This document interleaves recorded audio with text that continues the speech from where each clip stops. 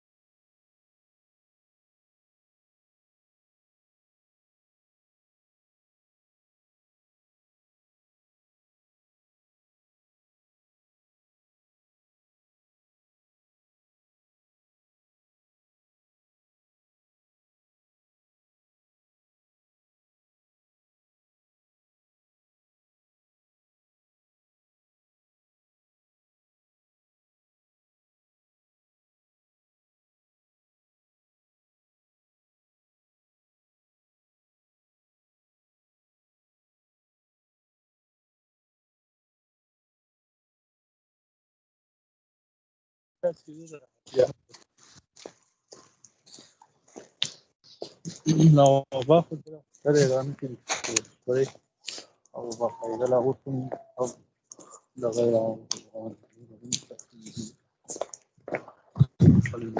यहाँ पर क्या बोला है? माइक ऑफ कर बटन।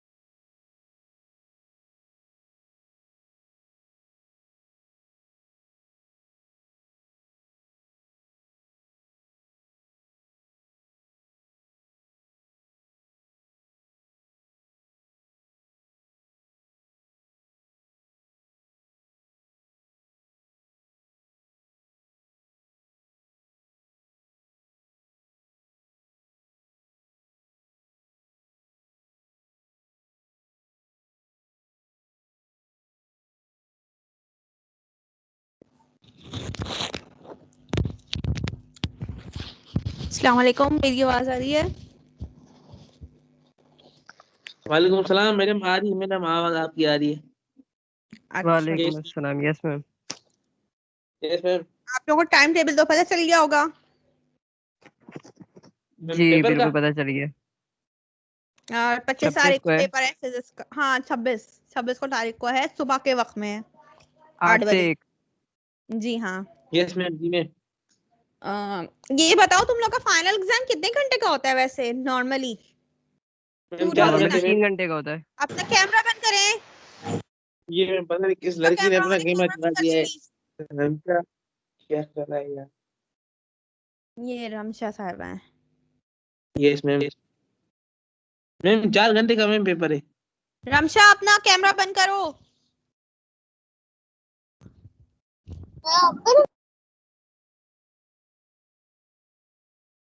पता नहीं कौन सा रुका है। अच्छा सर, अच्छा अपना मैम, माइक बंद कर आपसे एक दीजिए। बात पूछनी थी। जी पूछिए। मैम हमारा जो सेशनल था वो मिड जो हुआ था वो 30 नंबर का था 20 नंबर का? देखो जो 2019 बैच। 2019 वाले हैं ना, उनका 20 नंबर का था, लेकिन असल में देखो जो वीएलई है ना, उस पे जो है जो सेटिंग होती है ग्रेडिंग की सेटिंग, वो हम नहीं करते। हम सिर्फ जो है वहां पर मिड टर्म एक्टिविटी क्रिएट कर देते हैं, उसकी कंफर्मेशन उसकी सेटिंग वगैरह जो है ये मैनेजमेंट का काम होता है, एडमिनिस्ट्रेशन का। तो उन्होंने जो है ना एक ही एक्टिविटी बनाई थी, लेकिन मैंने उसमें 2 पेपर अपलोड किए थे, तो वो उस पर ग्रेडिंग जो है ना 30 मार्क्स की शो हो रही होगी आपको। लेकिन आपने देखा होगा मैंने आपको अलग से मार्क्स लिख के दिए हैं, और उसमें ये भी लिखा है don't confuse about the grading. जिसको मैं भेज रही हूँ ना चेक करके, ऑलमोस्ट मेरे ख्याल से 80 पेपर्स मेरे चेक हो गए हैं, और साथ साथ मैं फर्स्ट क्विज भी चेक करती जा रही हूँ। तो जो अभी जो आप लोग ही हैं, आप लोगों की मैम स्ट्रेंथ तकरीबन 100 है, तो आप लोगों की कॉपीज ही चेक हो रही है, उसमें से मैक्सिमम सॉफ्टवेयर इंजीनियरिंग का मेरा तकरीबन चेक हो गया है, और कुछ 2020 के स्टूडेंट्स का भी चेक हुआ है। लेकिन ये 2020 का इलेक्ट्रॉनिक्स और इलेक्ट्रिकल इंजीनियरिंग का बैच अभी बाकी है। मैंने क्विज भी चेक किया है कुछ का, वो भी मैंने भेजा है, तो साथ साथ मैं दोनों काम कर रही हूँ, तो मुझे थोड़ी सी देर लगेगी, थोड़ा सा टाइम लगेगा। ये कि जिसने देखो अच्छा किया है तो वो पेपर में पास होगा, जिसने अच्छा नहीं किया होगा वो जाहिर है वो फेल होगा। मैम हमारे मैम यस कितने मैम, बच्चे हैं आपने मैम? जिस तरह मिड की कॉपियां चेक मैम की है अंदाजा हो गया। आपने हाँ माशाल्लाह मैम बहुत फारूक अच्छी चेकिंग की है, बहुत हाँ, और कॉम्प्रोमाइज किया है। एक और बात और आपको बताऊं कि मैं कर भी कुछ नहीं सकती थी, क्योंकि ये सारा ऑनलाइन काम था, और ऑनलाइन काम में किस तरह किसने क्या किया ये भी मुझे अंदाजा है, तो इसलिए मैं मार्क्स मैम तो मैम सकती थी, क्योंकि मैम किसी का मैं इसीलिए किसने साथ बैठ के नकल की है, किसने अपने जो है पेपर मोबाइल से पेपर पास किए हैं, तो ये सारी चीजें मुझे सब पता होता है। लेकिन मार्क्स काटने का मेरा कोई, मैं काट ही नहीं सकती, मैं मार्क्स क्या काटूं? Ma'am Farooq right. Abdullah ma'am W2020 ma'am अच्छा रोल अब नंबर बात 82 ये मैम। है ना। काम की तरफ आते हैं, बाकी बातें कब बाद में होंगी। अच्छा आप लोगों का सिलेबस मैं जुमेरात की क्लास तक जो है ना खत्म करवा मैम दूंगी। बताएं मैम। मैम नहीं, आप जो बात पूछनी है वो मैसेज पे पूछ लेना, अब यहाँ पर सिर्फ अब पढ़ाई होगी। Yes ma'am. अपने माइक्स ऑफ कर दीजिए।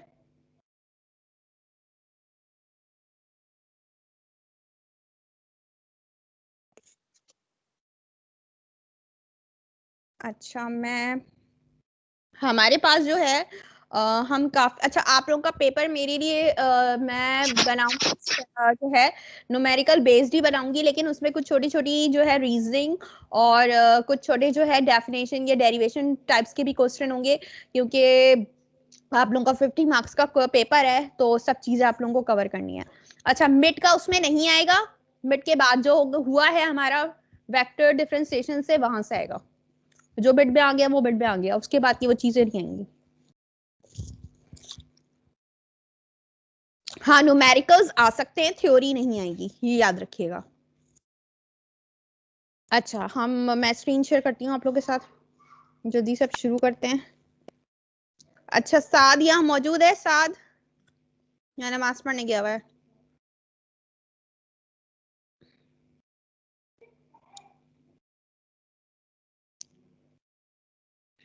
अच्छा हम स्टार्ट करते हैं। हमने कल कहाँ तक पढ़ा था? कल हमने ये चीज स्टार्ट की थी, अब इसकी तरफ चलते हैं, लेकिन इससे पहले एक चीज जो है गई थी आप लोगों के लिए।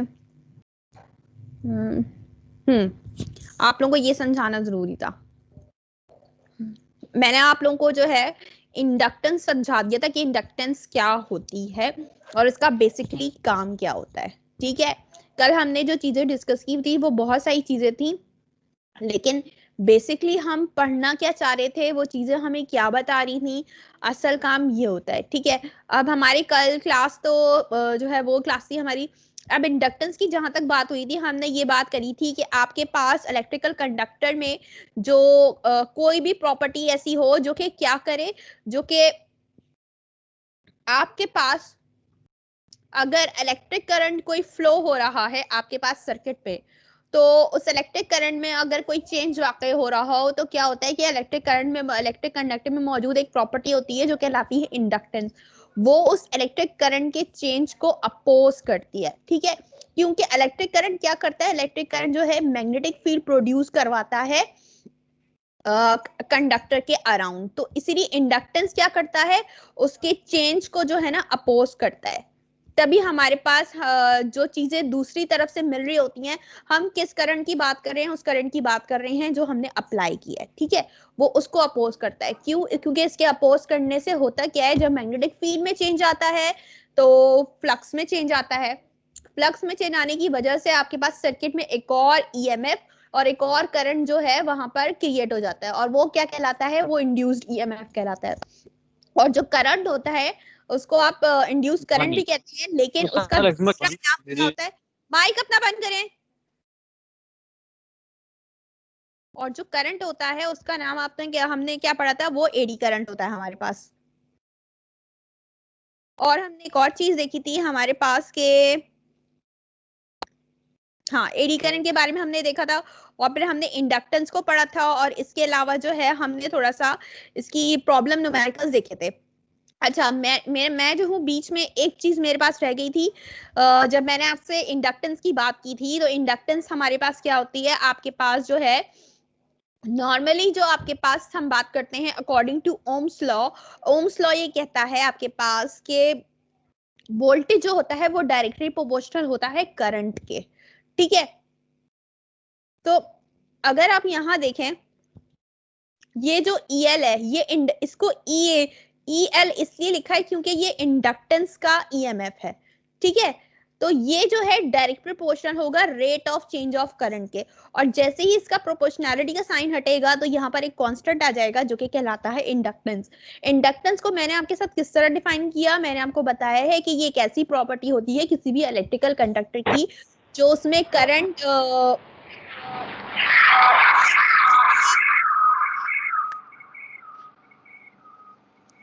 जो उसमें करंट फ्लो हो रहा होता है उसके चेंज को अपोज करती है, क्योंकि करंट का काम क्या है, मैग्नेटिक फील्ड को क्रिएट करना। ठीक है, फिर हमने पढ़ा था कि हमारे पास जो है इंडक्टेंस का यूनिट क्या होता है, इंडक्टेंस का यूनिट होता है हमारे पास हेनरी, और एक और यूनिट हमने पढ़ा था वो होता है volt dot second per ampere. Kindly अपना माइक म्यूट कर दें।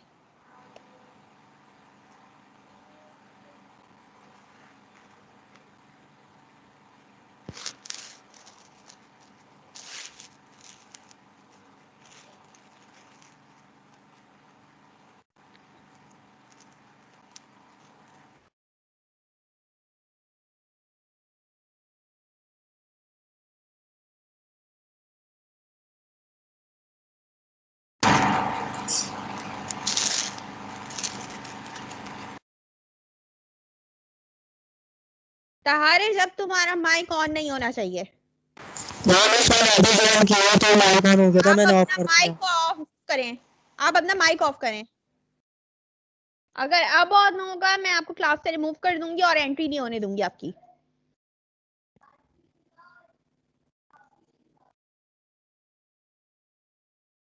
तो हमने जो है इस चीज को डिस्कस किया था। देन हमने जो है एक चीज और देखी थी कि हमारे पास जो ये इंडक्टेंस का कॉन्सेप्ट था, बेसिकली जो इंडक्शन होती है वो हमारे पास कॉन्सेप्ट कहाँ से आया था, Faraday law of magnetic induction से आया था। फैराडे लॉ ने क्या पेश किया था, उसने कॉन्सेप्ट पेश किया था मैग्नेटिक फ्लक्स का, क्योंकि जैसे इलेक्ट्रिक फ्लक्स हमारे पास बराबर होता है इलेक्ट्रिक फील्ड और वेक्टर एरिया के डॉट प्रोडक्ट के।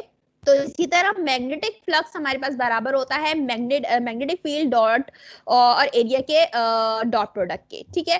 तो इसका मतलब है कि जो एरिया हमने लिया है किसी भी क्लोज सरफेस का, उस एरिया में से जितनी मैग्नेटिक लाइंस ऑफ फोर्सेस गुजर रही हैं, ठीक है, वो उसका क्या है, मैग्नेटिक फ्लक्स है। इसी तरीके से हम इलेक्ट्रिक फ्लक्स को भी डिफाइन करते हैं, दोनों का डॉट प्रोडक्ट होता है, तो हम यही कहते हैं कि वेक्टर एरिया और जो मैग्नेटिक फील्ड लाइंस है वो दोनों एक दूसरे के क्या होंगी, एग्जैक्टली पैरेलल होंगी, जैसे हमारे पास इलेक्ट्रिक फ्लक्स में होता है।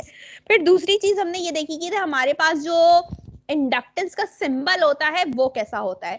हमने यहाँ पर बात कर ली थी जब हम इंडक्टेंस की बात कर रहे होते हैं। इंडक्टेंस जो है एक सर्किट एलिमेंट होता है, मिसाल के तौर पर जैसे मैंने आप लोगों से सोलेनॉइड को डिफाइन किया है। देखिए इस तरीके से सोलेनॉइड को हम बनाते हैं। हमने अगर एक कंडक्टर ले लिया और इस कंडक्टर पे मैंने वायर को वाउंड कर दिया, ठीक है, वायर लपेट दी, ठीक, और इसको मैंने जो है एक पोटेंशियल यानी बैटरी से कनेक्ट कर दिया, तो ये बन जाता है मेरे पास सोलेनॉइड, ठीक है।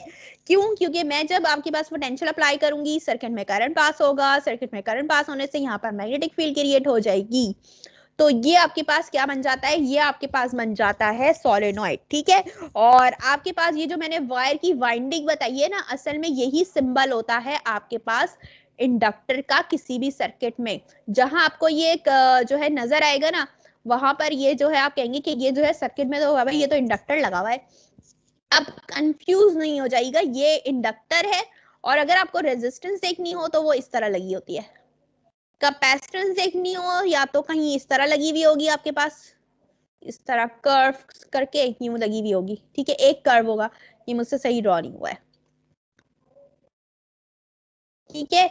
या फिर आपको दो स्ट्रेट लाइंस ही मिलेगी, एक पॉजिटिव होती है एक नेगेटिव होती है। अच्छा, हमारे पास जो कैपेसिटर होते हैं, कैपेसिटर की जो सबसे बड़ी जो लेग होती है वो पॉजिटिव होती है और दूसरी वाली नेगेटिव होती है, लेकिन इंडक्टर और रेजिस्टर में ऐसा कोई चक्कर नहीं होता। अच्छा, फिर हमने जो है अब हम देखने जा रहे हैं कि आपके पास इंडक्टेंस को कैलकुलेट कैसे किया जाता है, ठीक है। ये चीजें मैं आपके साथ इसलिए डिस्कस कर रही हूँ क्योंकि आगे जब हम इन चीजों को पढ़ने बैठेंगे, मैंने आप लोगों के साथ जो डिस्कस किया है अभी तक आरसी सर्किट डिस्कस किया है, अब मैं आप लोगों के साथ आरएल सर्किट डिस्कस करूंगी, फिर उसके बाद एक और है आरएलसी सर्किट, ठीक है। उसमें यानी हमने डिफाइन किया हुआ है, असल में ऑल्टरनेटिंग करंट का टॉपिक है, उसमें हमने जो है रेजिस्टर, कैपेसिटर और ये इंडक्टिव एलिमेंट होते हैं उसको जो है मैंने डिवाइड किया है। अगर मैं सिर्फ आरएलसी सर्किट की बात करूं तो उसकी एक बहुत ही कंप्लीट अलग से चीजें होती हैं। खैर अभी हम इस तरफ आ जाते हैं। हमारे पास यहाँ पर हम कैलकुलेट करने जा रहे हैं इंडक्टेंस, ठीक है, जिसको हम नॉर्मली कहते हैं सेल्फ इंडक्टेंस भी। सेल्फ इंडक्टेंस की हम बात क्यों कहते हैं, हमारे पास इंडक्टेंस टू टाइप्स की होती है, एक कहलाती है सेल्फ इंडक्टेंस और एक कहलाती है म्यूचुअल इंडक्टेंस। सेल्फ इंडक्टेंस और म्यूचुअल इंडक्टेंस में डिफरेंस क्या है? सेल्फ इंडक्शन में हमारे पास जो होता है, सेल्फ इंडक्टेंस में हमारे पास जैसे मैंने आप लोगों को ड्रॉ करके दिखाया कि आपके पास जो है ये इंडक्टर लगा हुआ है, सॉरी ये एक आपके पास कंडक्टर है, इसमें आपने जो है ये वाउंड कर दिया है और यहाँ से आपके पास इसके क्या साथ क्या कनेक्टेड है, एक बैटरी कनेक्टेड है, ठीक है। ये आपके पास क्या बन गया, ये आपके पास सोलेनॉइड बन गया, या मैं कहूँ पूरा इंडक्टर बन गया। और एक तरीके से आप बना सकते हैं कि ये आपके पास कॉइल है और इसके साथ आपने क्या कनेक्ट कर दिया है, बैटरी कनेक्ट कर दिया है, ठीक है। और आप जो है इसके करीब किसी बार मैग्नेट को ले जा रहे हो, ठीक। तो इस तरह से भी आप जो है सेल्फ इंडक्टेंस को डिफाइन कर सकते हो। नहीं तो बार मैग्नेट की भी जरूरत नहीं है, हमें सिंपली पोटेंशियल हम अप्लाई करेंगे, करंट गुजरेगा, उसकी वजह से भी हमारे पास ये जो है कॉइल एक मैग्नेटिक फील्ड क्रिएट करेगा। खैर अगर हम इसके बजाय सिर्फ इसको देखें तो यहाँ से हमें बहुत बेहतर तरीके से समझ में आएगा, ठीक है। ये आपको ये जो डायग्राम होती है बेसिकली आपके पास किसी भी आपको इंडक्टेंस को डिफाइन करना हो या इंडक्टेंस की टाइप सेल्फ इंडक्टेंस को डिफाइन करना हो तो आप जो है इस तरह की डायग्राम से आप अंदाजा लगा सकते हैं। सेल्फ इंडक्टेंस और म्यूचुअल इंडक्टेंस में फर्क क्या होता है?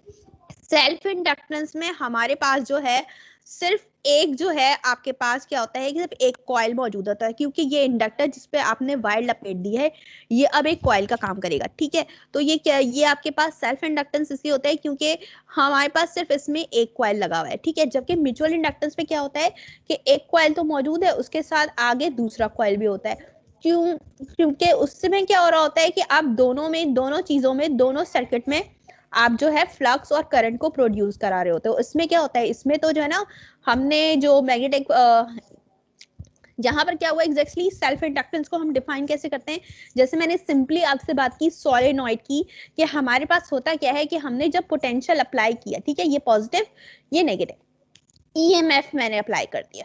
जब मैंने ईएमएफ अप्लाई किया तो होगा तो क्या कि यहाँ से जो है करंट आपके पास जाएगा। अब वो करंट जब जाएगा तो यहाँ पर इस सर्किट में, इस वायर में फ्लो होना शुरू हो जाएगा। उस वायर के फ्लो होने की वजह से यहाँ पर अगर फॉर एग्जांपल मैंने एक लूप क्रिएट कर दिया, ठीक है, तो यहाँ पर आपके पास क्या होगा, मैग्नेटिक फील्ड क्रिएट हो जाएगी। क्योंकि मैंने क्या करवाया, मैंने जो है आपसे क्या कहा कि कंडक्टर है, कंडक्टर पे मैंने वायर लपेट दी, फिर उसको किससे कनेक्ट कर दिया, एक बैटरी से कनेक्ट कर दिया। जब मेरी बैटरी के थ्रू ईएमएफ, जो बैटरी का जो ईएमएफ है, मैंने यानी पोटेंशियल जब अप्लाई किया तो यहाँ से जो है करंट गया यहाँ तक, और यहाँ पर जब वायर में जो है फ्लो करना शुरू हुआ तो उसकी वजह से यहाँ पर हुआ क्या, अब करंट क्या हो रहा है कि करंट की वजह से इलेक्ट्रॉन्स मूव कर रहे होते हैं, तो जिसकी वजह से होता क्या है कि आपके पास सर्किट में करंट प्रोड्यूस होता है, तो जिसकी वजह से यहाँ पर मैग्नेटिक फील्ड क्रिएट हो जाती है। मैग्नेटिक फील्ड के क्रिएट होने से, अब मैंने अगर बात की कि मैं करंट को चेंज कर रही हूँ, अगर करंट को मैं वेरी कर रही हूँ तो मैग्नेटिक फील्ड में चेंज आ रहा है, मैग्नेटिक फील्ड में चेंज आ रहा है तो हमारे पास मैग्नेटिक फ्लक्स में चेंज आ रहा है, और अगर मैग्नेटिक फ्लक्स में मेरे पास चेंज आ जाता है तो मेरे पास सर्किट में यहाँ से भी एक ईएमएफ प्रोड्यूस होता है जिसको हम कहते हैं इंड्यूस्ड ईएमएफ। इंड्यूस्ड ईएमएफ क्यों कह रहे होते हैं, क्योंकि वो जो ईएमएफ होता है आपके पास, जो इंड्यूस्ड ईएमएफ कह रही हूँ मैं, जिसको ईएल या इंड्यूस्ड ईएमएफ, ठीक है, और ये कौन सा ईएमएफ होगा, ये आपके पास अप्लाइड ईएमएफ होगा, ठीक है। तो होता क्या है कि ये ईएमएफ जो होता है, इसकी डायरेक्शन ये क्या करता है कि इसको इंड्यूस इसलिए कह रहे होते हैं क्योंकि ये जो आपने पोटेंशियल अप्लाई किया होता है, जो ईएमएफ बैटरी का आपने अप्लाई किया होता है, वो उसको जो है उसकी ऑपोजिट डायरेक्शन में होता है। तो यहाँ पर ईएमएफ तो प्रोड्यूस हुआ, इंड्यूस्ड ईएमएफ, यहाँ पर करंट भी प्रोड्यूस होता है, इंड्यूस करंट प्रोड्यूस होता है, जिसको आप स्टेडी करंट, एडी करंट भी कह रहे होते हो, यानी EDDY, एडी करंट, ठीक है। तो होता क्या है कि आपके पास ये चीजें हमें क्या बता रही होती हैं, ये चीजें हमें ये बता रही होती हैं कि अकॉर्डिंग टू लेंस लॉ, हम ये पढ़ के आए थे कि ये चीजें जो बनी हैं हमारे पास, ये चीजें जो क्रिएट हुई हैं, ये जो है उस चेंज को, ये क्या करती हैं, ये जो है उस चीज को अपोज कर रही होती हैं जिसकी वजह से वो प्रोड्यूस्ड होती हैं, ठीक है। यानी कहने का मतलब है किसको अपोज करेंगी, ये वोल्टेज और जो आपके पास करंट है ये उसको अपोज करेंगी, ठीक है। जो अप्लाइड ईएमएफ है वो जो है उसको वो क्या करेंगे, उसको अपोज करेंगे, क्योंकि होता क्या है कि हमारे पास जो चीज किसी दूसरे की वजह से क्रिएट हो रही होती है, ठीक है ना। अगर फॉर एग्जांपल मेरे पास, मैंने आपसे कहा कि ईएमएफ जो है इंड्यूस्ड हुआ है मेरे पास उस ईएमएफ की वजह से जो मैंने अप्लाई किया, ठीक है, तो इसका मतलब है कि वो रीजन बना है, वो कॉज है उसके प्रोड्यूस होने की।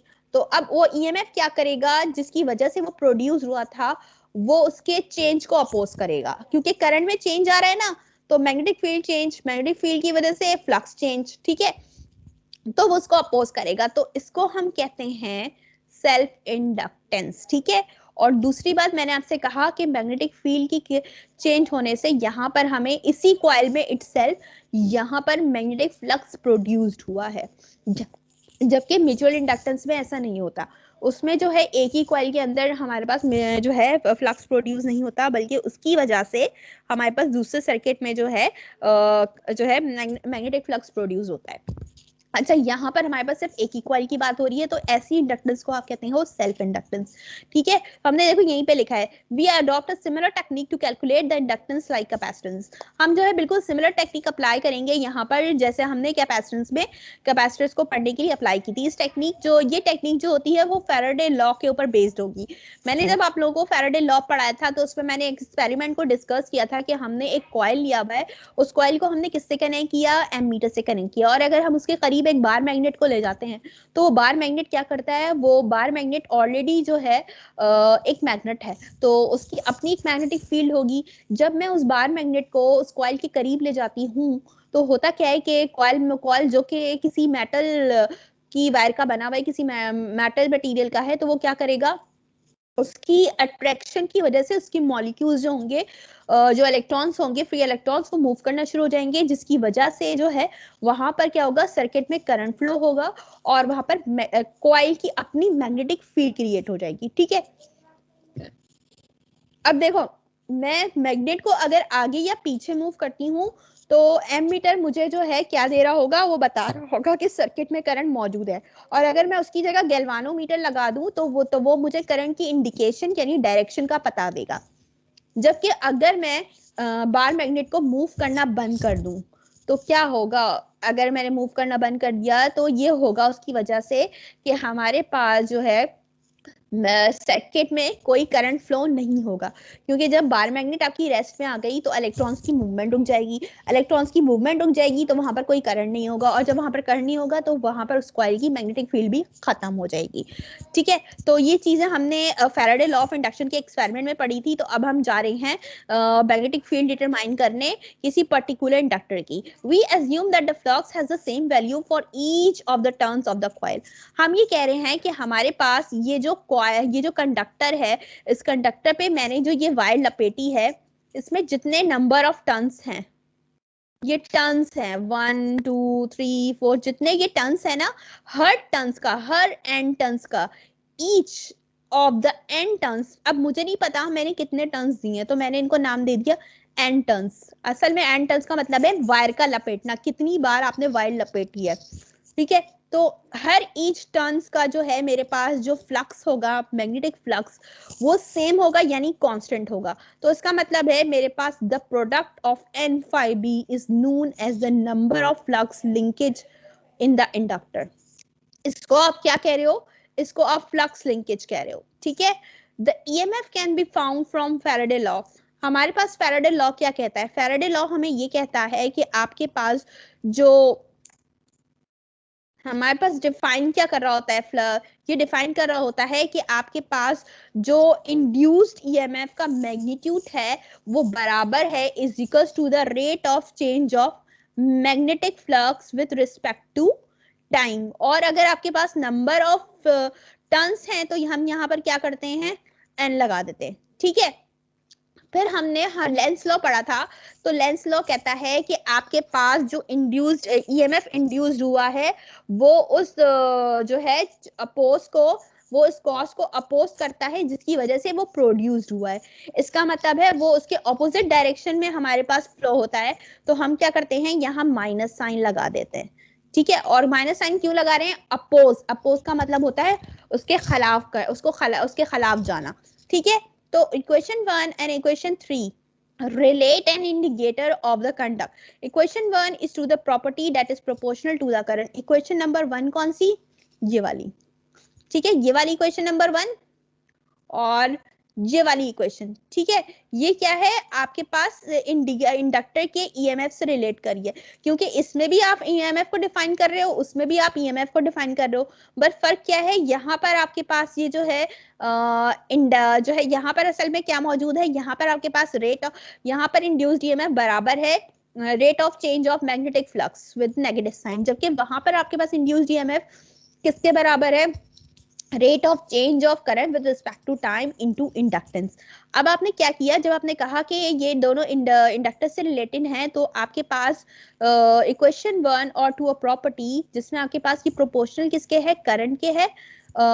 इक्वेशन 1 में जो है ये प्रोपोर्शनल है करंट के, और इक्वेशन नंबर 3 में ये प्रोपोर्शनल किसके, इक्वेशन नंबर 3 में ये प्रोपोर्शनल है फाई के, यहाँ लिखा हुआ है phi B in equation number 3, और इक्वेशन नंबर 1 में ये प्रॉपर्टी किससे, ये वाली जो प्रॉपर्टी है ना इंड्यूस्ड ईएमएफ, इक्वेशन 1 में हमारे पास करंट के डायरेक्टली प्रोपोर्शनल है, और इक्वेशन नंबर 3 में ये इसके डायरेक्टली प्रोपोर्शनल है। अब हमने क्या किया, हमारे पास ये वाली इक्वेशन, ये मैं यहाँ लिख देती हूँ, EL इज इक्वल्स टू, ये EL छोटा सा है, लिखना पड़ेगा, is equals to L DI upon DDT। ठीक है, ये है, मैं ये क्वेश्चन नंबर 1 है मेरे पास, मैंने क्वेश्चन नंबर 1 ये यहाँ पर EL डायरेक्ट प्रोपोर्शनल है करंट के, प्रोपोर्शनलिटी का साइन हटता है तो ये इंडक्टेंस का जो है कांस्टेंट आ जाता है। तो यहाँ पर इंडक्टेंस जो है, यहाँ पर जो मेरे पास EMF and use EMF direct proportional current के है, जबकि यहाँ पर मेरे पास ये प्रोपोर्शनल है rate of change of current के। मैंने क्या किया, दोनों इक्वेशन को कंपेयर करा दिया क्योंकि दोनों की लेफ्ट हैंड साइड सेम है। जब मैंने दोनों इक्वेशन को कंपेयर कराया तो मेरे पास ये चीज आ रही थी, ये चीज आ रही थी। अब इसमें हुआ क्या है, ये और ये तो कैंसिल हो गया, ठीक है। और फिर इसको क्या किया, यहाँ पर हमने इंटीग्रेट कर दिया। यहाँ पर किस किस को इंटीग्रेट किया हमने, हमारे पास चेंज किस में आ रहा है, करंट में आ रहा है और फाई में आ रहा है। तो number of turns constant, inductance constant. हमारे पास करंट पे इंटीग्रेट होगा, इंटीग्रेशन अप्लाई होगा, और फाई बी पर इंटीग्रेशन अप्लाई होगा। तो ये क्या आ जाएगा आपके पास, LIN फाई बी। और आपके पास जो है इंडक्टेंस निकालनी है आपको, तो I यहाँ मल्टीप्लाई हो रहा है, यहाँ जाके इससे डिवाइड हो जाएगा। तो आपके पास इक्वेशन नंबर 4 इंडक्टेंस किसके इक्वल आ जाएगी, इसके इक्वल आ जाएगी। ये आपके पास इंडक्टेंस कैलकुलेट हो गई, किसकी, सेल्फ इंडक्टेंस की। सेल्फ इंडक्टेंस क्या है आपके पास, लाइक अ सोलेनॉइड, ताकि आपने एक कंडक्टर पे वायर लपेट दी और उसको कनेक्ट कर दिया एक पोटेंशियल से, पोटेंशियल बैटरी से। जब आपने पोटेंशियल अप्लाई किया तो वहां पर करंट प्रोड्यूस हुआ उस वायर में, उस करंट के प्रोड्यूस होने से वहां पर मैग्नेटिक फील्ड क्रिएट हुई, और उस मैग्नेटिक फील्ड के क्रिएट होने से फ्लक्स प्रोड्यूस हो गया, और इन सब के होने से, उन सब के वेरी करने से आपके पास उस सर्किट में EMF भी इंड्यूस्ड हुआ है, ठीक है।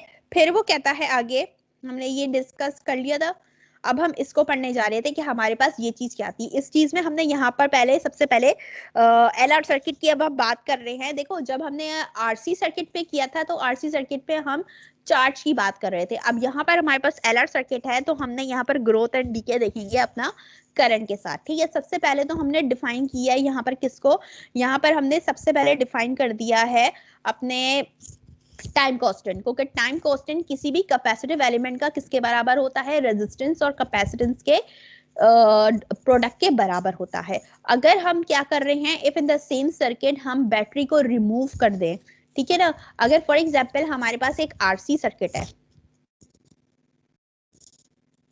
RC सर्किट है, अगर मेरे पास जो ये बैटरी लगी हुई थी यहाँ, ठीक है, ये बैटरी लगी थी, इस बैटरी को अगर फर्ज करो मैंने हटा दिया, ठीक है, EMF इज सडनली रिमूव्ड, मैंने EMF को हटा दिया, तो अभी मेरे पास ये तब तक थी जब तक मेरे पास ये कैपेसिटर चार्ज होता रहा, ठीक है। जब कैपेसिटर चार्ज हो गया तो मैंने इसको हटा दिया। इसके हटाने से क्या हुआ कि आपके पास जो कैपेसिटर है डज नॉट फॉल टू 0। जैसे ही मैंने इसको हटाया, ये चार्ज तो है लेकिन ये बहुत तेजी से डिक्रीज, इसका ये बहुत तेजी से डिस्चार्ज नहीं होगा, बल्कि ये डिस्चार्ज होने में टाइम लेगा, और जो डिस्चार्ज होगा बहुत आहिस्ता आहिस्ता आहिस्ता डिस्चार्जिंग इसकी होगी, और किस तरीके से होगी, तकरीबन एक्सपोनेंशियली होगी, यानी आहिस्ता आहिस्ता आहिस्ता जो है ये डिस्चार्ज होता जाएगा। जितनी तेजी से कोई कैपेसिटर चार्ज होता है उतनी ही देर में वो डिस्चार्ज होता है। तो हमारे पास टाइम कांस्टेंट डिस्क्राइब क्या कर रहा होता है, टाइम कांस्टेंट हमें जो है, जी मैम मुझे असल में डॉक्टर के पास जाना है तो मैं क्लास लीव। ठीक है ठीक है ठीक है बेटा जाओ। ओके ठीक है, तो हमें ये क्या बता रहा होता है, ये हमें असल में ये बता रहा होता है कि हमारे पास ये चीज क्या डिफाइन कर रही है कि हमारे पास टाइम कांस्टेंट हमें क्या बता रहा होता है। टाइम कांस्टेंट से हम ये निकाल सकते हैं कि कोई भी कैपेसिटर कितनी देर में चार्ज हुआ है और कितनी देर में डिस्चार्ज हुआ है, ठीक है। अब हम बात करते हैं कि हमारे पास कैसा सर्किट है। अब एक ऐसा सर्किट है जहां पर हमने कैपेसिटर की जगह अब इंडक्टर लगा दिया है, ठीक है। अब वो कह रहा है जैसे ही हमने जो है, हमने वही डायग्राम रखी है, सिर्फ चेंज क्या किया है, इस कैपेसिटर की जगह इंडक्टर लगा दिया। इंडक्टर का सिंबल ये होता है, ठीक है। अब वो कहता है जैसे ही आपने स्विच एस को ए से कनेक्ट किया, ठीक है, तो क्या होगा, आपके पास बहुत तेजी से आपके पास इस सर्किट में यहां से यहां आपके पास करंट फ्लो होगा, ठीक है। और ये तब हो रहा है जब आपके पास ये इंडक्टर मौजूद नहीं है। जब आपके पास इंडक्टर मौजूद नहीं है, सिर्फ रेजिस्टर लगा हुआ है, सपोज कर लीजिए कि ये आपके पास ये मौजूद नहीं है, ये इंडक्टर सिर्फ ये हिस्सा मौजूद है, ठीक है, सिर्फ ये चीज कनेक्टेड है डायरेक्ट बैटरी से, ये इंडक्टर आपके पास मौजूद नहीं है। तो होगा क्या, जैसे ही आप पोटेंशियल अप्लाई करोगे और ये पॉइंट इसके साथ क्लोज करोगे, बहुत तेजी से जो है क्या होगा, इस रेजिस्टर में करंट राइज होना शुरू हो जाएगा। ठीक है, और if the inductor would not present, the current would rise rapidly to steady current E upon R। मैंने क्या कहा आपसे कि हमारे पास जैसे ही हमने पॉइंट ए को क्लोज किया तो करंट बहुत तेजी से अक्रॉस रेजिस्टर बढ़ जाएगा, और वो कितनी मैक्सिमम वैल्यू तक पहुंचेगा आपके पास, तकरीबन वो आपके पास पहुंचेगा, ये बैटरी का ईएमएफ है तो ये पहुंच जाएगा according to Ohm's law E upon R तक। ठीक है, ये मेरे पास करंट की मैक्सिमम वैल्यू होगी जब वहां पर इंडक्टर ना लगा हो। Because of the inductor, an induced EMF appears in the circuit from Lenz's law. The EMF opposes the rise of the current. अभी क्या करेगा कि देखो हमारे पास जब ये नहीं था तो सर्किट में बहुत तेजी से हमारे पास क्या हुआ, करंट राइज हुआ है। ठीक है, अक्रॉस दी रेजिस्टर, तो मैक्सिमम करंट हमें कितना मिला, इतना मिला। अब अगर मेरे पास अगर ये मौजूद हो तो ये क्या करेगा, इसके मौजूद होने से मेरे पास ये क्या करेगा, अब सर्किट में अगर करंट फ्लो हो रहा है तो यहाँ पर मैग्नेटिक फील्ड क्रिएट हो जाएगी। मैग्नेटिक फील्ड क्रिएट हुई, अब देखो करंट राइज होता जा रहा है, अगर करंट राइज होता जा रहा है तो ये क्या करेगा, मैग्नेटिक फील्ड क्रिएट हुई, मैग्नेटिक फील्ड के क्रिएशन की वजह से मैग्नेटिक फ्लक्स क्रिएट हुआ, मैग्नेटिक फ्लक्स के क्रिएट होने से क्या होगा कि इस सर्किट में एक और ईएमएफ भी गुजरेगा। वो ईएमएफ क्या करेगा, वो ईएमएफ इस करंट को राइज होने से रोकेगा, क्योंकि अकॉर्डिंग टू लेंस लॉ ये जो ईएमएफ है हमारे पास क्या करता है, ये जो करंट में जो चेंज आ रहा होता है जिसकी वजह से वो प्रोड्यूस होता है, वो उसके चेंज होने को क्या करता है, अपोज करता है। काइंडली अपना माइक म्यूट कर दें, तो इसीलिए हमारे पास ये प्रोसेस हो रहा होता है। अपना माइक ऑफ कर दें। फिर क्या होता है कि विच मीन्स, इसका मतलब है which means it opposes the battery EMF in polarity. अगर आपके पास ये पॉजिटिव टू नेगेटिव ये जा रहा है तो यहाँ से जो मेरे पास ईएमएफ प्रोड्यूस होगा ये इस तरह जा रहा है, तो मेरे पास जो ईएमएफ यहाँ से जा रहा होगा ये इंडक्टर की वजह से जो ईएमएफ होगा वो इस तरह से होगा, इस डायरेक्शन में। देखो दोनों की डायरेक्शन अलग अलग है, तो ये क्या करेगा, इसकी पोलैरिटी और इसकी पोलैरिटी अलग अलग है, इसीलिए ये क्या करेगा कि इसकी वजह से तो मेरे पास सर्किट में करंट फ्लो हुआ है वो उसको रोकेगा। ठीक है, as long as this second EMF is present, the current in the circuit is less than epsilon R। जब तक ये इंडक्टर मौजूद है तब तक ये इंड्यूस्ड EMF क्या करेगा, मेरे पास इस करंट को राइज नहीं होने देगा, इस करंट को ज्यादा बढ़ने नहीं देगा। इसलिए आपके पास क्या होगा, इसकी वैल्यू जो है, करंट की जो वैल्यू होगी ड्यू टू दिस EMF, ये आपके पास लेस देन दिस वैल्यू होगी। ठीक है, as time goes, जैसे जैसे टाइम गुजरता जाएगा current increases less rapidly, current increase होगा बस थोड़ा थोड़ा जो है इंक्रीज होगा, तेजी से नहीं हो। And the induced EMF EL which is proportional to DL upon dt। जैसे कि हमारे पास हम पढ़ के आए थे कि EL प्रोपोर्शनल था हमारे पास किसके, rate of change of current के। ये हमने कहाँ पढ़ा था, ये हमने जो फ्लक्स को डिफाइन किया था, becomes smaller। ठीक है, अब वो कह रहा है कि आपके पास जो है EMF किसके डायरेक्ट प्रोपोर्शनल है, करंट के डायरेक्ट प्रोपोर्शनल है। ये क्या होगा, आपके पास स्मॉलर होता जाएगा। क्यों, the current in the circuit approaches the epsilon upon R exponentially, क्योंकि वो जो है आपके पास इस वैल्यू तक बहुत आहिस्ता आहिस्ता आहिस्ता पहुंचेगा। According to Faraday law, Faraday law हमारे पास कहता है there is a change in magnetic field so magnetic flux change. Faraday law क्या कह रहा होता है कि अगर आपके पास मैग्नेटिक फील्ड में चेंज आ रहा है तो मैग्नेटिक फ्लक्स चेंज में आ रहा है। तो अब हमारे पास क्या था, देखो मैं ये इसको डिफाइन करती हूँ। इसको डिफाइन कैसे करते हैं हम, हमारे पास ये जो IR है, ये जो IR है ये इस जो रेजिस्टर है इसका क्या है, वोल्टेज है। ठीक है, ये वाला, और ये वोल्टेज क्या है, ये वोल्टेज इस टोटल बैटरी का EMF है। ठीक है, और ये जीरो क्या है, ये जीरो आपके पास स्टार्टिंग में होगा जब आपने पोटेंशियल अप्लाई नहीं किया। ठीक है, और ये सब चीजें किसके इक्वल होंगी, क्यों, क्योंकि आपके पास ये जीरो क्यों कह रही हूँ कि मेरे पास कोई एक ऐसा पॉइंट आएगा जिसपे ये आहिस्ता आहिस्ता जीरो की तरफ चला जाएगा। मैक्सिमम वैल्यू ये है और ये आपके पास, ये आपने टोटल पोटेंशियल अप्लाई किया है। ठीक है, ये EMF आपने अप्लाई किया है, और ये जो है आपके पास ये रेजिस्टर का EMF है, और जीरो क्या बता रहा है कि आपके पास जो वैल्यू है वो जीरो तक चली जाएगी। और ये पूरी चीज मेरे पास किसके बराबर है, ये इस चीज के बराबर है। ये किसको डिफाइन कर रहा है, ये डिफाइन कर रहा है इंड्यूस्ड ईएमएफ को, ठीक है। और यहाँ पर नेगेटिव साइन आती है, ठीक है, क्योंकि ये चीज आपके पास इंड्यूस्ड ईएमएफ के बराबर होती है। अब जैसे कि हम जानते हैं कि हमारे पास ये वाली चीज जो है वो इंड्यूस्ड ईएमएफ के बराबर होती है, तो हमने यहाँ पर क्या किया, यहाँ पर हमने इसकी जगह अगले स्टेप में क्या किया है, ये हमने इसको डिफाइन किया है कि आपके पास ये जो बैटरी, ये जो इंड्यूस्ड ईएमएफ है ये आपके पास किसके बराबर आएगा, बैटरी का ये जो है रेजिस्टर का वोल्टेज माइनस जीरो और माइनस वी टोटल वोल्टेज, ठीक है। तो आप जीरो तो खत्म हो जाएगा, आपके पास सिर्फ ये दो चीजें बचेंगी। और ये चीज किसके इक्वल थी, ये चीज इसके इक्वल थी, इसलिए आपने अपनी इस साइड पर आपने किसको डिफाइन कर दिया, इसको डिफाइन कर दिया। फिर अगले स्टेप में आपने क्या किया है कि आपने यहाँ पर माइनस साइन से मल्टीप्लाई कर दिया, ठीक है। मल्टीप्लाई करने से ये नेगेटिव हो गया और ये पॉजिटिव हो गया, ठीक।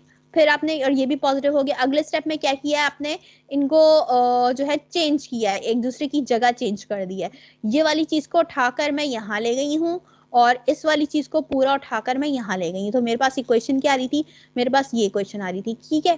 फिर मैंने क्या किया कि मेरे पास जो है इनके साथ मैंने ये किया कि डीडीटी जो यहाँ डिवाइड हो रहा था वहां जाके इससे मल्टीप्लाई हो जाएगा अगले स्टेप में। यहाँ मौजूद नहीं है तो ये यहाँ होना चाहिए। L D I is equals to, sorry दोबारा लिखती हूँ, यहाँ पर ये हमारे पास होगा डीडीटी, तो आपके पास यहाँ चला जाएगा और इंडक्टेंस भी यहाँ चली जाएगी। देखो डीडीटी को मैं नीचे नहीं रख सकती क्योंकि ये मेरे पास, ये भी मेरे पास डिफरेंशियल है, ये भी मेरे पास डिफरेंशियल है। ये यहाँ पर मैं डिफरेंशियल तो अप्लाई नहीं करूंगी ना, क्योंकि ये असल में किसको डिफाइन कर रहा है, rate of change of current को। तो मैं इसको इस तरह सेट करूंगी कि मैं इंटीग्रेशन अप्लाई कर सकूं। तो मैं सबसे पहले तो डीडीटी को यहाँ ले आई और जो मेरा एल जो यहाँ मल्टीप्लाई हो रहा है दूसरी साइड पर आके डिवाइड हो गया, ठीक है। और ये चीज जो है मेरे पास क्या थी, ये डी आई तो यही मौजूद रहेगा, ऊपर होगा क्या कि मेरे पास ये जो ये वाली वैल्यू है ये इस साइड पर आ जाएगी। ये देखिए ये आई हुई है V माइनस आई आर। फिर हमने क्या किया था, हमने ये देखा था कि हमारे पास यहाँ पर हो क्या रहा है, हमने जो है इसको इंटीग्रेशन अप्लाई की, तो इंटीग्रेशन में हमने जो है इसमें लिमिट्स भी अप्लाई की, t टू 0 और i टू 0, ठीक है। फिर जब इंटीग्रेशन हम अप्लाई करने लगे तो हमने एक चीज देखी कि हमारे पास जो अगर हम करंट को डिफरेंशिएट कर रहे हैं तो हमारे पास डिनोमिनेटर में ये चीज मौजूद है। और अगर ऐसा केस हो तो हम क्या करते हैं कि हम अगर जब इंटीग्रल ले रहे होते हैं तो ऊपर जिसकी रिस्पेक्ट से हम डिफरेंशियल हमारे पास जिसका मौजूद होता है, जिस रिस्पेक्ट से हम इंटीग्रेट करते हैं उसका हमारे पास ऊपर जो है डिफरेंशियल भी मौजूद होना चाहिए। तो मैं क्या करूंगी, ये जो डिनोमिनेटर में मेरे पास मौजूद है, अब देखो ऊपर तो आई की कोई टर्म मौजूद नहीं है, सिर्फ ये डिफरेंशियल मौजूद है, लेकिन आई का करंट का डेरिवेटिव मौजूद नहीं है। तो मैं क्या करूंगी, नीचे मेरे पास ये वैल्यू लिखी है, इसका डेरिवेटिव ले लूंगी विद रिस्पेक्ट टू करंट, ठीक है। विद रिस्पेक्ट टू करंट लेने बैठती हूँ तो ये चीज 0 हो जाती है और इसको इंटीग्रेट करूंगी तो आई तो डिफरेंशियल हो जाएगा तो 1 के बराबर हो जाएगा, तो ये सिंपली क्या हो जाएगा माइनस आर। ये चीज मुझे मिल रही है, यानी कहने का मतलब है ये चीज मेरे पास यहाँ ऊपर कम है, मौजूद नहीं है। तो मैं क्या करूंगी अगले स्टेप में मैं इस इक्वेशन को मल्टीप्लाई डिवाइड करवा दूंगी माइनस आर से। तो ये देखिए मैंने करवा दिया ये और ये, ठीक है। अब रेजिस्टेंस कांस्टेंट है, यहाँ पर तो मैं ऊपर रेजिस्टेंस मौजूद लिखूंगी इंटीग्रल के बाद, लेकिन यहाँ जो नीचे होगी उसको मैं बाहर निकाल लूंगी, ठीक है। यहाँ पर मैं डिफरेंशियल ले रही हूँ, यहाँ पर मैं इंटीग्रेट कर रही हूँ विद रिस्पेक्ट टू टी, तो ये आ गया टी आपके पास प्लस सॉल्व होने के बाद इंटीग्रल अप्लाई करने के बाद उसकी लिमिट्स ऊपर नीचे आ गई। इसी तरीके से मैं इसको जब सॉल्व करूंगी तो ये मेरे पास हो जाएगा -1/r और इस पे अप्लाई होता है ln यानी लॉग, और ये होता है V माइनस आई आर। ये यहाँ पर आपके पास क्या आ जाएगा I और 0, ठीक है। फिर एक दफा आप इस पे लिमिट अप्लाई कर दोगे, पहले I लिमिट अप्लाई करोगे ln V माइनस I की जगह I आ गया जो पहले से मौजूद है और R, ठीक है। एक दफा तो अपर लिमिट अप्लाई कर दी, अब लोअर लिमिट अप्लाई कर दो ln V माइनस I की जगह 0, I की वैल्यू 0 हो गई है और ये क्लोज्ड, ठीक है। अब ये वाली टर्म्स तो मेरे पास 0 हो गई, तो ये क्या क्या बचेगा, ln v minus I R और माइनस ln v। ठीक है, ये मेरे पास आ गया। और यहाँ पर लिमिट अप्लाई की है t माइनस 0, तो ये आ जाएगा t अपॉन एल। ये देखो ये आ गया। दोबारा मैंने पीछे वाली इक्वेशन ना, ये वाली इक्वेशन दोबारा उठा के लिखी है, तो ये बन जाएगा आपके पास t अपॉन एल। और यहाँ पर लॉग वाली कंडीशन आ गई, तो ये आपके पास क्या है, log v minus I R. मैंने बताओ, अगर हमारे पास दो लॉग की चीजें अगर आपस में माइनस हो रही हैं तो हम इसको कैसे लिखते हैं? ये रूल है लॉग का। किस तरह से लिखते हैं हम? अगर दो लॉग की वैल्यूज आपस में सब्ट्रैक्ट हो रही हैं तो उसको हम कैसे लिखते हैं? डिवाइड की फॉर्म में। हाँ शाबाश, किसने बताया मुझे ये? अरीबा। अरीबा कौन सी? सैयद अरीबा। अच्छा शाबाश अरीबा। अच्छा t अपॉन एल, ये हो जाएगा आपके पास लॉग, ऊपर वाली चीज एज इट इज आ गई v minus I R divided by v, ये चीज आ गई।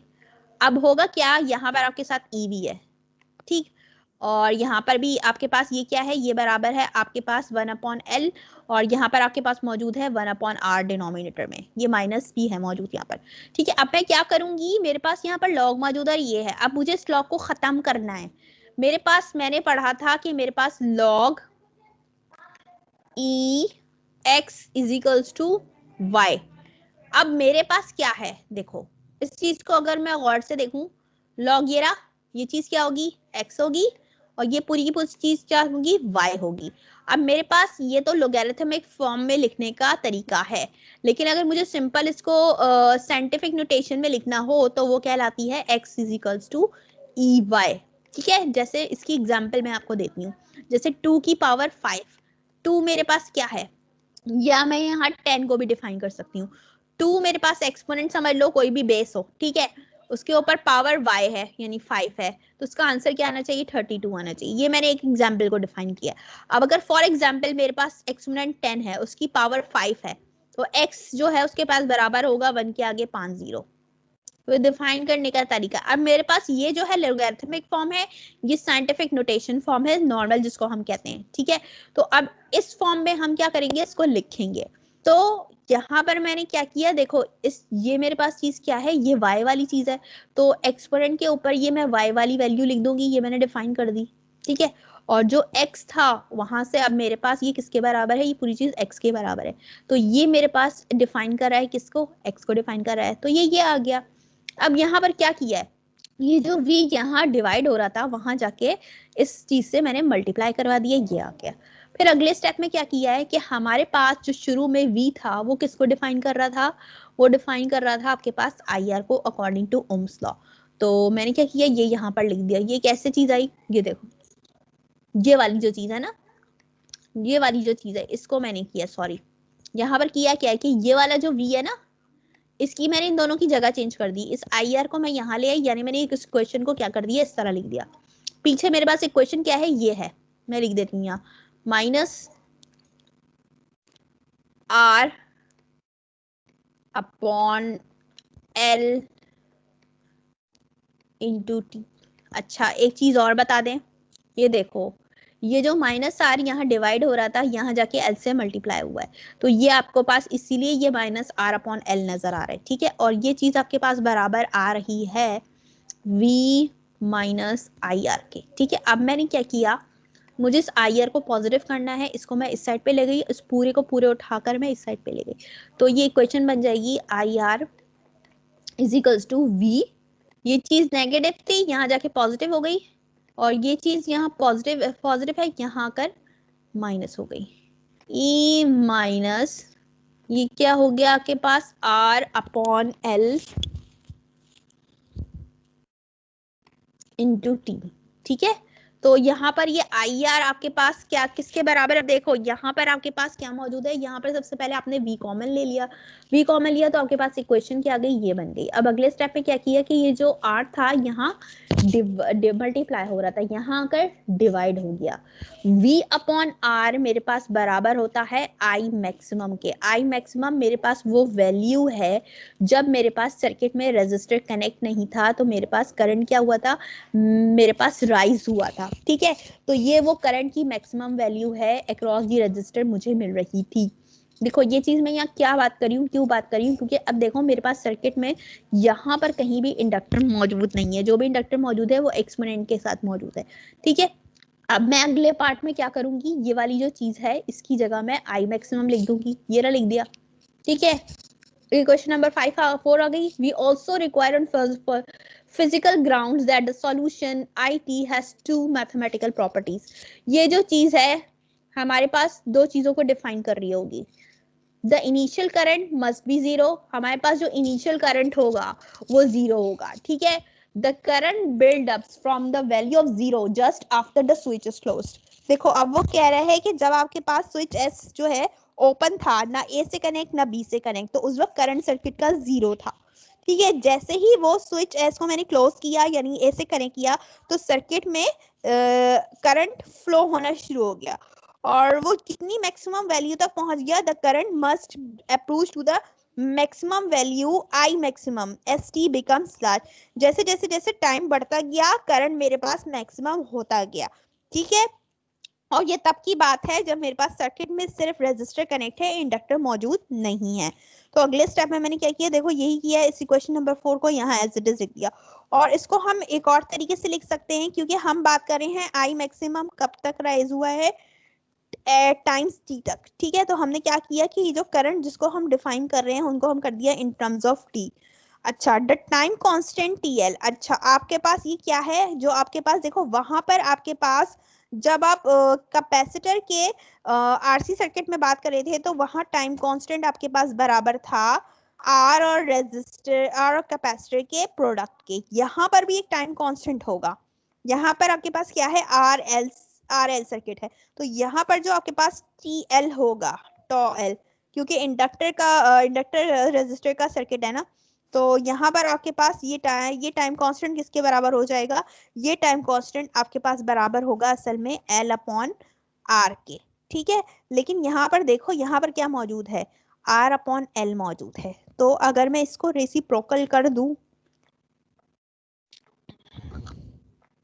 तो ये क्या हो जाएगा, ये 1 अपॉन टॉस L हो जाएगा, क्योंकि मेरे पास टॉ L ये टाइम पीरियड है, वो टाइम पीरियड जो है इंडक्टर का वो किसके बराबर है, असल में वो इसके बराबर है। लेकिन वो कह रहा है कि आपके पास टर्म पे क्या मौजूद है, ये चीज मौजूद है। तो मैंने सोचा, मैंने जब इसको इंटरचेंज किया तो मेरे पास ये रेसिप्रोकल में आ गया। तो अब मैंने क्या किया, इस इक्वेशन को देखो मैंने इसमें डिवाइड करवा दिया यहाँ पर TL से। ठीक, अगले स्टेप में मैंने वही आपसे कहा कि time constant TL must be determined. मेरे पास मैंने देखो डिफाइन किया है TML, मेरे पास जो टाइम कांस्टेंट फॉर इंडक्टर ये मेरे पास किसके बराबर है, L अपॉन R के बराबर है। ठीक है, और मैंने ये भी कहा कि 1 अपॉन TL हमने यहाँ पर यूज किया है, तो वो किसके बराबर होगा, R अपॉन L के बराबर होगा, तो वो भी यहाँ डिफाइन होगा। इसको आप कहते हो इंडक्टिव टाइम कांस्टेंट, उसको आप कहते हो कैपेसिटिव टाइम कांस्टेंट जो टॉ C है, और ये जो है ये आपके पास कहलाता है inductive time constant. To show the quantity has a dimension of time we have, अगर हम डायमेंशन निकालना चाहें टाइम की तो क्या निकलेगी, टाइम का यूनिट होता है सेकंड्स, तो इसकी डायमेंशन भी क्या होगी, सेकंड होगी। देखो मैंने यहाँ पर ना सिर्फ कौन सी डेरिवेशन डाली है कि करंट को ग्रोथ कैसे हो रहा है, करंट कितना हमें मैक्सिमम मिलेगा, मैंने डीके वाला पार्ट तो डाला ही नहीं है, इसमें सिर्फ एक एक पार्ट डाला है सबका, क्योंकि हमारे पास टाइम कम है, तो चीजें हमें जैसे कवर करनी है तो हम उसको उस तरह श्योर के हमारी चीजें भी कवर हो जाए और कोई परेशानी भी। The time constant TL must be determined by substituting equation number 4। अब देखो हमने क्या किया है कि हमारे पास जो है इक्वेशन नंबर 4 जो है उसको हमने उठाया और किस में पुट करेंगे, टाइम कांस्टेंट की जो फॉर्मूला है वहां पर हम पुट कर सकते हैं, which is current equal to the maximum value TL is equals to T। अगर हमारे पास करंट जब मैक्सिमम वैल्यू तक पहुंचता है तो उस वक्त हमारे पास टाइम की वैल्यू कितनी हो जाती है, T हो जाती है। यानी हमें इसका मतलब है मैक्सिमम टाइम कांस्टेंट, हमें किसी भी सर्किट में हमें करंट अगर मैक्सिमम वैल्यू तक मिले तो उसमें टाइम कांस्टेंट किसके बराबर होगा, टी तक बराबर होगा। तो इक्वेशन नंबर 5 में हमने क्या किया, जहां पर टीएल लिखा था वहां पर मैंने टी से इसको रिप्लेस कर दिया, मैंने इसको रिप्लेस कर दिया इस वैल्यू से। तो क्या होगा, टी से टी कैंसिल होगा, ये -1 बन जाएगा। सब्ट्रैक्ट किया तो आपके पास 0.63 आ गई। अब देखो यहाँ पर कह रहे हैं कि कैपेसिटर अपनी जो करंट है मेरे पास कितनी मैक्सिमम वैल्यू तक चार्ज होगा, अपनी 0.63, यानी इसका मतलब है अपनी 63% मैक्सिमम वैल्यू तक मेरे पास जो है मुझे सर्किट में करंट मिल रहा होगा। अच्छा, ये यहाँ मैं इसको डिफाइन नहीं करूंगी, सबसे मैं आखिर में आप लोगों को करूंगी। अब मैं चलती हूँ नेक्स्ट टॉपिक पर, ये यहाँ खत्म हो गया है और आप लोगों के साथ फिर मैं जो हूँ स्क्रीन शेयर करती हूँ। मिस 63 जो आपने निकाला है मैक्सिमम करंट, मिस ये कांस्टेंट होगा हमेशा, इतना ही मतलब होगा। एक मिनट स्टूडेंट को ऐड कर लेती हूँ।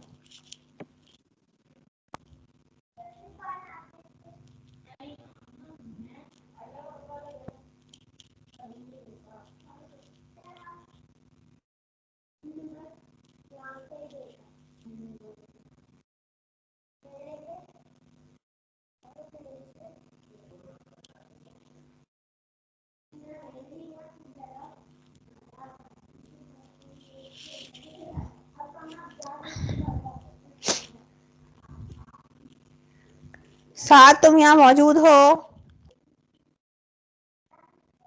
यस मिस, प्रेजेंटर बना देंगे।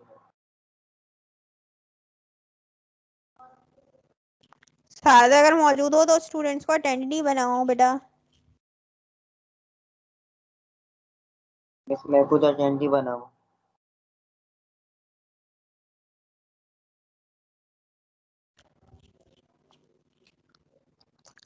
एक मिनट में स्टूडेंट को ऐड कर लूँ।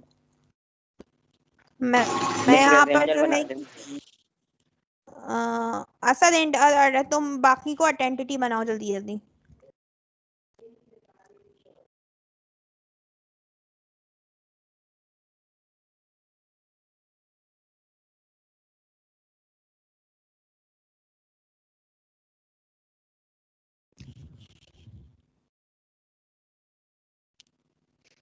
अच्छा, इसका तो ऊपर मौजूद ही नहीं है तुम। मैं उसको बताती हूँ जरा जल्दी जल्दी।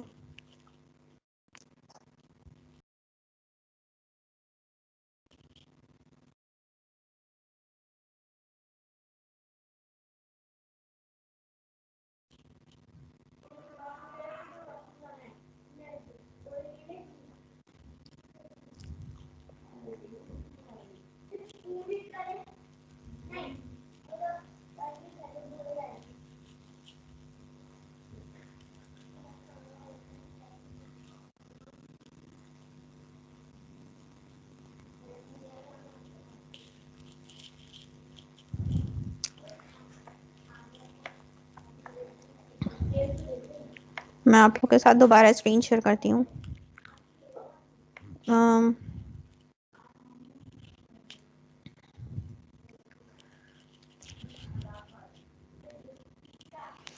Alternating current and semiconductors.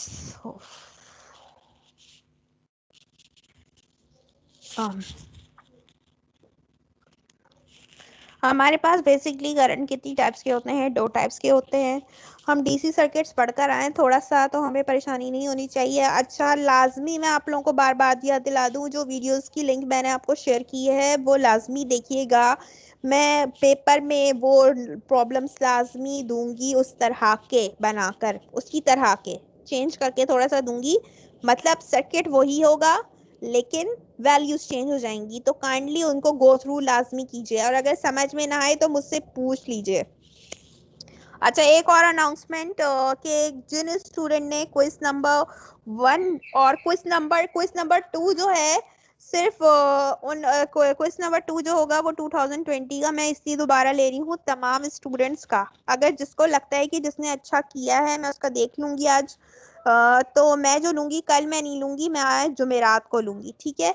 और अगर जिसने क्विज 1 नहीं दिया है, जिन स्टूडेंट ने 2019 और 2020, तो बता दीजिए 3:2 के मेरे पास 3 शॉट पड़ रहे हैं स्टूडेंट, क्योंकि 159 स्टूडेंट टोटल जो है अटेम्प्ट करते हैं पेपर मेरे पास, जबकि 156 मेरे पास स्ट्रेंथ पहले उसने अटेम्प्ट की हुई है।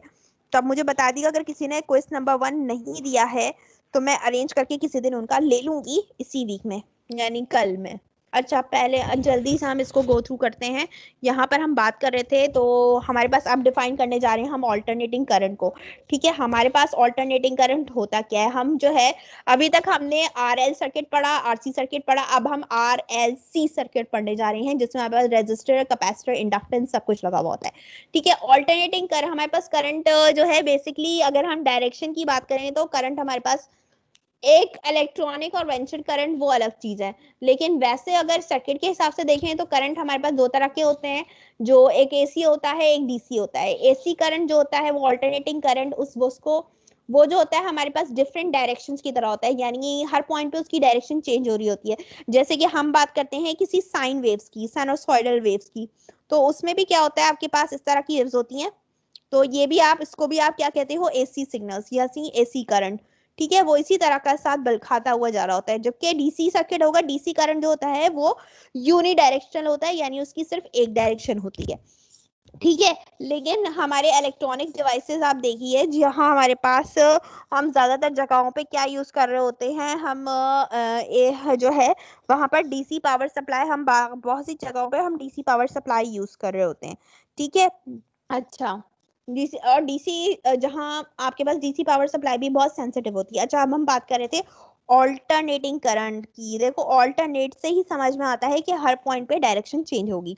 For a RLC circuit, RLC circuit से मुराद है ऐसा सर्किट जिसमें आपके पास इंडक्टर, कैपेसिटर, रेजिस्टर तीनों मौजूद होंगे।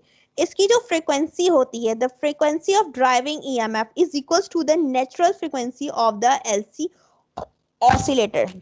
इसने नॉर्मली सिर्फ डिफाइन किया है कि हमारे पास कोई भी आरएलसी सर्किट हो, उसकी जो खुद की अपनी फ्रीक्वेंसी होगी, किसकी, उसके वोल्टेज की वजह से हमारे पास जो हम फ्रीक्वेंसी को जो चेंज करे होंगे वो इक्वल फ्रीक्वेंसी होगी किसके, एक ऐसे सर्किट के जो कि एलसी ऑसिलेटर सर्किट हो, यानी आपके पास ऐसा सर्किट या ऐसा ऑसिलेटर जिसमें हमारे पास इंडक्टर और कैपेसिटर मौजूद हो, और वो फ्रीक्वेंसी किस रेंज की हो सकती है, किलोहर्ट्ज या मेगाहर्ट्ज तक की रेंज की हो सकती है। ये जो है एक स्टैंडर्ड बात है कि आपके पास आरएलसी सर्किट की जो फ्रीक्वेंसी होगी ईएमएफ की, अगर आप चेक करना चाहो तो वो इक्वल आएगी आपके पास नेचुरल फ्रीक्वेंसी के, किसकी, नेचुरल फ्रीक्वेंसी के, एलसी ऑसिलेटर। एलसी ऑसिलेटर यानी आपके पास एक ऐसा ऑसिलेटर जिसमें आप क्या बना रहे हो, जिसके पास आपके पास सर्किट में सिर्फ कैपेसिटर और इंडक्टर्स मौजूद हों, ठीक है। अब हमारे पास यहाँ पर देखो, यहाँ पर मैं डिफाइन करने जा रही हूँ इस चीज को, ठीक है। यहाँ पर हमारे पास है क्या, ये चीजें मैग्नेटिक फील्ड लाइंस को डिफाइन कर रही हैं, ठीक। अब देखो, we consider the alternating current in a single loop RLC circuit, ठीक है। यहाँ पर आपके पास ये क्या है, ये लूप है। अब ये कह रहा है, अब देखो ये वाली चीज क्या है, आपके पास मैग्नेटिक करंट की डायरेक्शन है, करंट आपके पास इस डायरेक्शन में है, ये लूप है, मैग्नेटिक लाइंस ऑफ फोर्सेस इस डायरेक्शन में है। 6:30 बजे तक अम्मी, 6:30 बजे तक चलूंगी।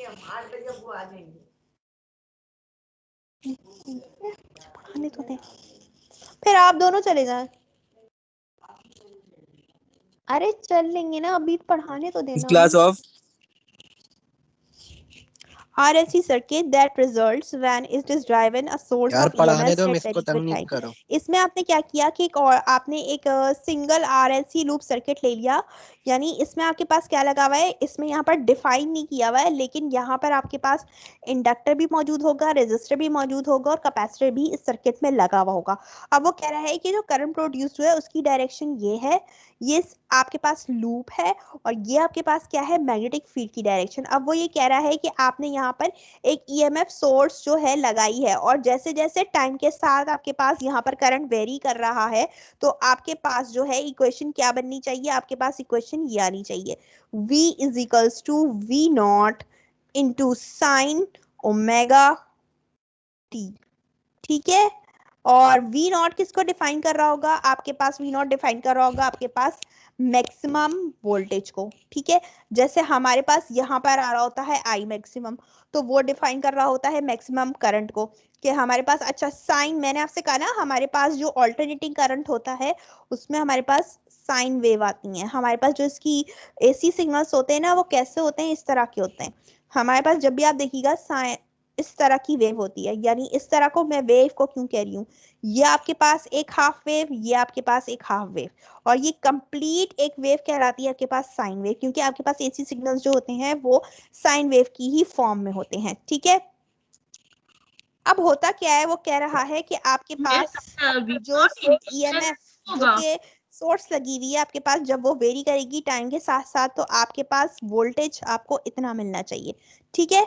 क्योंकि देखो यहाँ पर आपके पास क्या है, ओमेगा टी, मैं टी की वैल्यू जो जो रखती जाऊंगी उसकी वजह से मेरे पास क्या होगा, ये वोल्टेज मेरे पास चेंज होता जाएगा।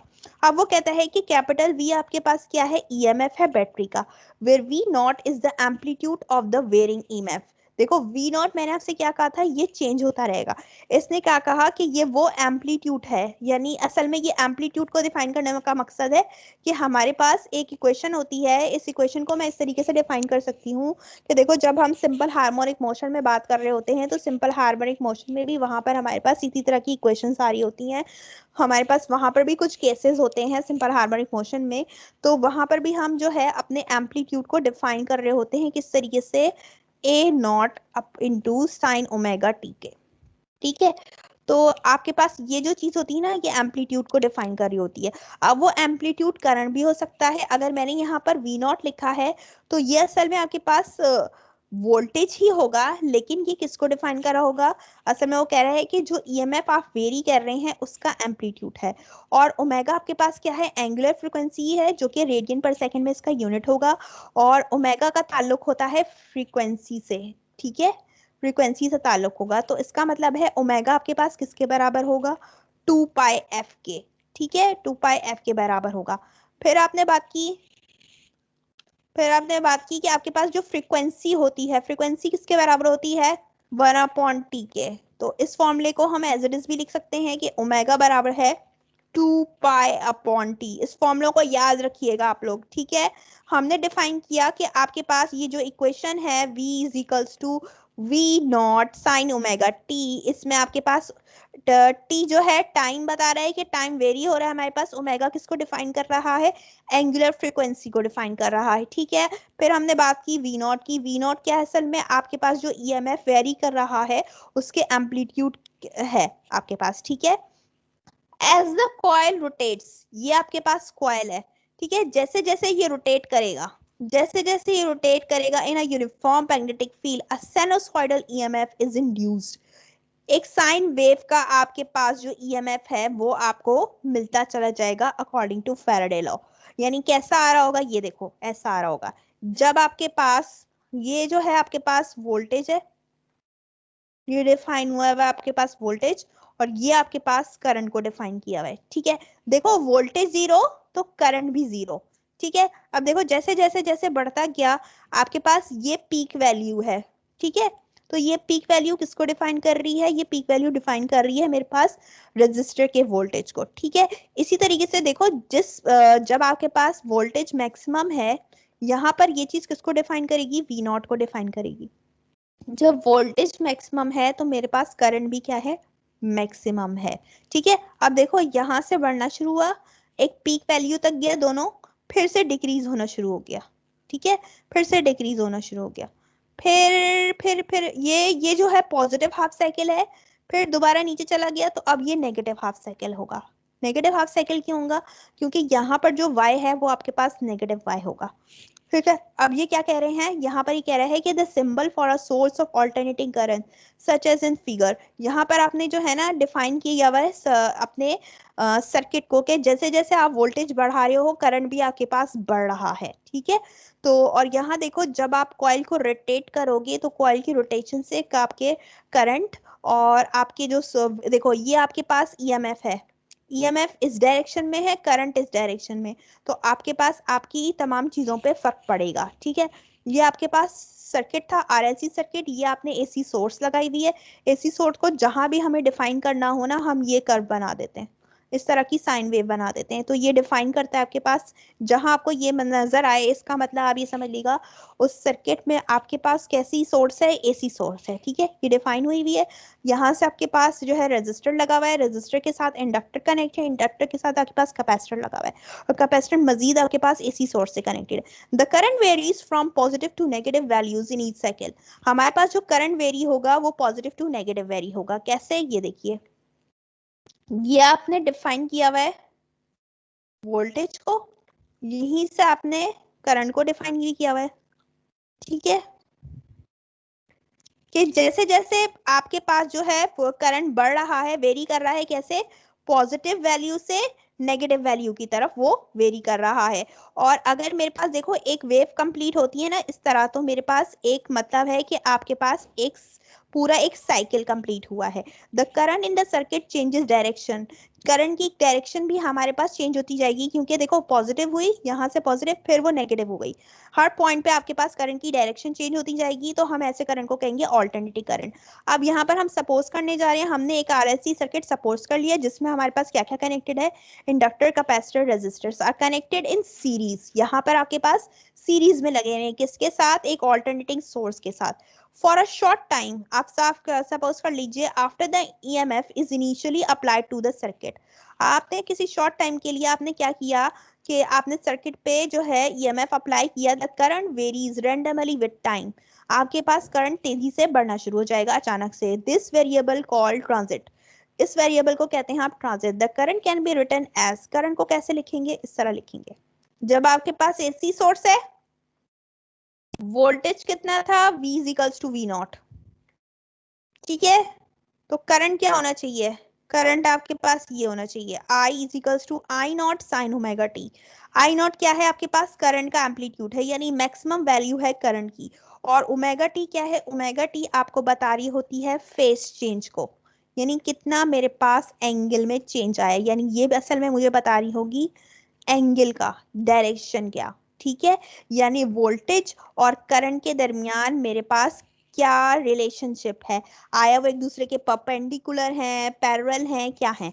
अब हम सर्किट थ्योरी पढ़ने जा रहे हैं जिसमें हमारे पास किसको डिफाइन करेंगे, रेजिस्टिव एलिमेंट, कैपेसिटिव एलिमेंट, और हम डिफाइन करेंगे अपने पास दूसरा हमारे पास क्या होता है, इंडक्टिव एलिमेंट्स।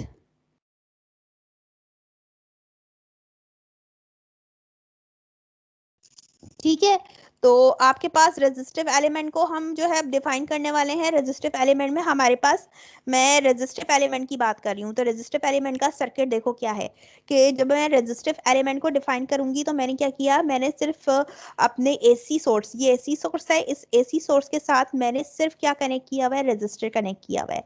ठीक है, एसी सोर्स का सिंबल क्या होता है, ये सिंबल होता है। ठीक है, अब मैं इसमें अगर पोटेंशियल अप्लाई करूंगी तो पोटेंशियल मेरे पास ये होना चाहिए, मेरे पास करंट गुजरेगा, करंट जो है मेरे पास देखो ये पॉजिटिव और नेगेटिव है, करंट जो है वो जा रहा है, आपके पास जो करंट जाएगा वो नेगेटिव टू पॉजिटिव की तरफ जाता है। ठीक है, एसी सोर्स मेरे पास ये है, ये नेगेटिव है, ये पॉजिटिव है, लेकिन जब यहाँ पर मेरे पास जब जाएगा वोल्टेज, तो यहाँ पर क्या हो जाएगा, ड्रॉप हो जाएगा। यहाँ पर पहले हाई था, फिर वो लो हो गया। अब देखो हुआ क्या है, करंट की डायरेक्शन क्या होगी, करंट की डायरेक्शन मैंने आप लोगों को बताया था कि क्लॉकवाइज डायरेक्शन होती है। ठीक है, फिर देखो हमने क्या किया, यहाँ पर वोल्टेज की इक्वेशन को ड्राइव किया हुआ है, वही इक्वेशन लिखी हुई है, V is equals to V naught into sine omega T. आपके पास इसके साथ क्या लगी हुई है, एसी सोर्स लगी है, changes direction in 1 second, 1000 time approx. वो कह रहा है कि जो एसी सोर्स आपके पास लगी है, वो एसी सोर्स क्या कर रही होगी, वो एसी सोर्स जो है आपके पास हर 1 सेकेंड में डायरेक्शन चेंज कर रही होगी, और कितनी दफा चेंज करेगी, 100 टाइम्स, 1 सेकेंड में 100 टाइम्स आपके पास जो है वोल्टेज और करंट की डायरेक्शन चेंज हो रही होगी। अब आप कह रहे हैं कि करंट कितना होना चाहिए इस सर्किट में, तो आप क्या करेंगे, यहाँ पर किरचॉफ वोल्टेज लॉ अप्लाई कर देंगे। किरचॉफ वोल्टेज लॉ कैसे अप्लाई करेंगे, आपके पास एसी सोर्स ये है, एसी सोर्स की वजह से आपके पास टोटल वोल्टेज कितना है, इतना है, और आपके पास जो है ये जो वोल्टेज जब आपके पास गया तो यहाँ पर जाके क्या हुआ, ड्रॉप हुआ है। इसका मतलब है यहाँ का सारा वोल्टेज आपके पास किसके इक्वल है? आई आर के इक्वल है। ठीक है, अब मैं इसको यहाँ ले आऊं तो V माइनस आई आर हो जाएगा। तो ये चीज मेरे पास क्या हो गई? 0। अच्छा, ये माइनस क्यों हुआ? एक तो यहाँ आया, ये भी वजह है, और दूसरी जगह दूसरी बात ये है कि जब मैंने पोटेंशियल अप्लाई किया तो ये ट्रीट होगा एज अ पॉजिटिव। ठीक है, लेकिन जब वो आगे गया, ठीक है, क्यों मैं पॉजिटिव कह रही हूँ? क्योंकि मेरे पास पोटेंशियल बड़ा है, लोअर से हाई हुआ है। ठीक है, जब वो रजिस्टर के पास गया तो यहाँ पर क्या हुआ? वो ड्रॉप हुआ है, पॉजिटिव से नेगेटिव की तरफ गया, यानी हाई से लो हो गया। तो इसलिए यहाँ पर इसके साथ माइनस साइन आएगी। ठीक है, ये मैंने करंट को डिफाइन किया है, फिर ये चीज मेरे पास इक्वल्स टू 0 हो गई। ठीक है, यहाँ पर मैं क्यों बात कर रही हूँ? सिर्फ इन दोनों की, क्योंकि मेरे पास एसी सोर्स जो लगी हुई है, एसी वोल्टेज सोर्स, इसके साथ मेरे पास सिर्फ रेजिस्टर कनेक्टेड है। मैंने आई आर को यहाँ ले गई, आई ये मेरे पास क्या है? मैंने क्या किया? करंट को डिफाइन करना है, I is equals to V upon R. अब वी मेरे पास किसके बराबर है? V naught sine omega t. तो मैंने वी की जगह क्या लिख दिया? ये लिख दिया, ये लिख दिया। इसके बाद मैंने क्या किया? I naught is equals to V naught upon R. ये मेरे पास इक्वेशन ड्राइव होकर आएगी। क्यों भाई? क्यों ये क्यों ड्राइव होकर आएगी? क्योंकि मेरे पास जो आई है वो किसके बराबर है? आई नॉट साइन ओमेगा टी के। तो मैं अब क्या करूंगी? आई नॉट बराबर है मैक्सिमम और पीक करंट। देखो मैंने आपसे क्या कहा था? आई नॉट आपके पास वी नॉट किसको डिफाइन कर रहा होता है? मैक्सिमम वोल्टेज को या मैक्सिमम पीक वोल्टेज को। पीक वैल्यू आप किसको कह रहे होते हो? ये जो वैल्यू है ना जिसपे आपको पीक मिल रही है, ये बता रहा होता है आपके पास पीक पॉइंट, जहां पर आपके पास करंट और वोल्टेज मैक्सिमम होगा। ठीक है, इसीलिए आप इसको क्या कह रहे होते हैं? एम्पलीट्यूड भी कह रहे होते हो। फिर आपने डिफाइन करा है फेज डिफरेंस। फेज डिफरेंस का मतलब है डायरेक्शन। ठीक है, कि दोनों के दरमियान कितना फेज डिफरेंस होगा, कितना एंगल होगा। वोल्टेज का फेज डिफरेंस और करंट का फेज डिफरेंस। अब देखो मैंने आपसे कहा था कि हमारे पास जो पार्ट है साइन ओमेगा टी, इसमें ये जो पार्ट है आपके पास किसको डिफाइन करता है? फेज डिफरेंस को डिफाइन करता है। अब मेरे पास अगर इस इक्वेशन को देखो, इस इक्वेशन में भी मेरे पास जो वोल्टेज का फेज डिफरेंस है ओमेगा टी है, ये आ गया, और करंट का जो फेज डिफरेंस है वो भी क्या है? ओमेगा टी, ये आ गया। दोनों क्या हो गए? 0 हो गए। तो इसका मतलब है मेरे पास जो है करंट और वोल्टेज में एंगल चेंज नहीं हो रहा। There is no any phase difference. The current is in phase with potential, यानी जिस डायरेक्शन में करंट फ्लो हो रहा है उसी डायरेक्शन में मेरे पास पोटेंशियल भी है। The curve of potential same as the current, same as the curve of current. कैसे? ये देखो यहाँ पर जो मैंने आपको ये चीज दिखाई है ना, बिल्कुल इसी तरह के मेरे पास जो है कर्व आना चाहिए। हम दिखाएंगे अभी फेज डायग्राम, फेसर डायग्राम भी मैं दिखाऊंगी। ये जो मैं फेज डिफरेंस बता रही हूँ ना, इसकी डायग्राम भी है। ये मेरे पास सर्किट डायग्राम है जिसमें मैंने स्टार्टिंग में आपको बताया। ठीक है, मैंने आपसे क्या कहा? मेरे पास जो आई नॉट बराबर होगा, ये मैक्सिमम करंट है। मैक्सिमम करंट किसके बराबर होगा? Maximum voltage divided by current. और ये मेरे पास क्या आ रहा था? I is equals to V naught sine omega t upon R. ये चीज पूरी की पूरी मेरे पास किसके बराबर होगी? ये चीज मेरे पास पूरी की पूरी बराबर होगी किसके? आई नॉट साइन ओमेगा टी के। तो इसकी जगह आई मेरे पास बराबर हो जाएगा आई नॉट साइन ओमेगा टी के। ठीक है, फेसर डायग्राम में अब मैं जिससे मैं बात कर रही हूँ, फेसर डायग्राम में मैंने आपसे कहा कि मेरे पास मैक्सिमम वोल्टेज V कितना आ रहा है? V naught sine omega t के, और करंट किसके बराबर आ रहा है? I is equals to sine omega t के। ये मेरी ऑफिशियल क्लास है, आप क्या कर रही हैं? तो 6:30 पे खत्म है ना। ठीक है, अब ये देखो मैंने आप लोगों से पीछे जो चीज आप लोगों को डिफाइन की हुई थी वही डायग्राम उठा के मैंने यहाँ लगा दी है। ठीक है, अब मैं आप लोगों को क्या डिफाइन करने जा रही हूँ? फेसर डायग्राम डिफाइन करने जा रही हूँ। तो फेसर डायग्राम से पहले एक मिनट,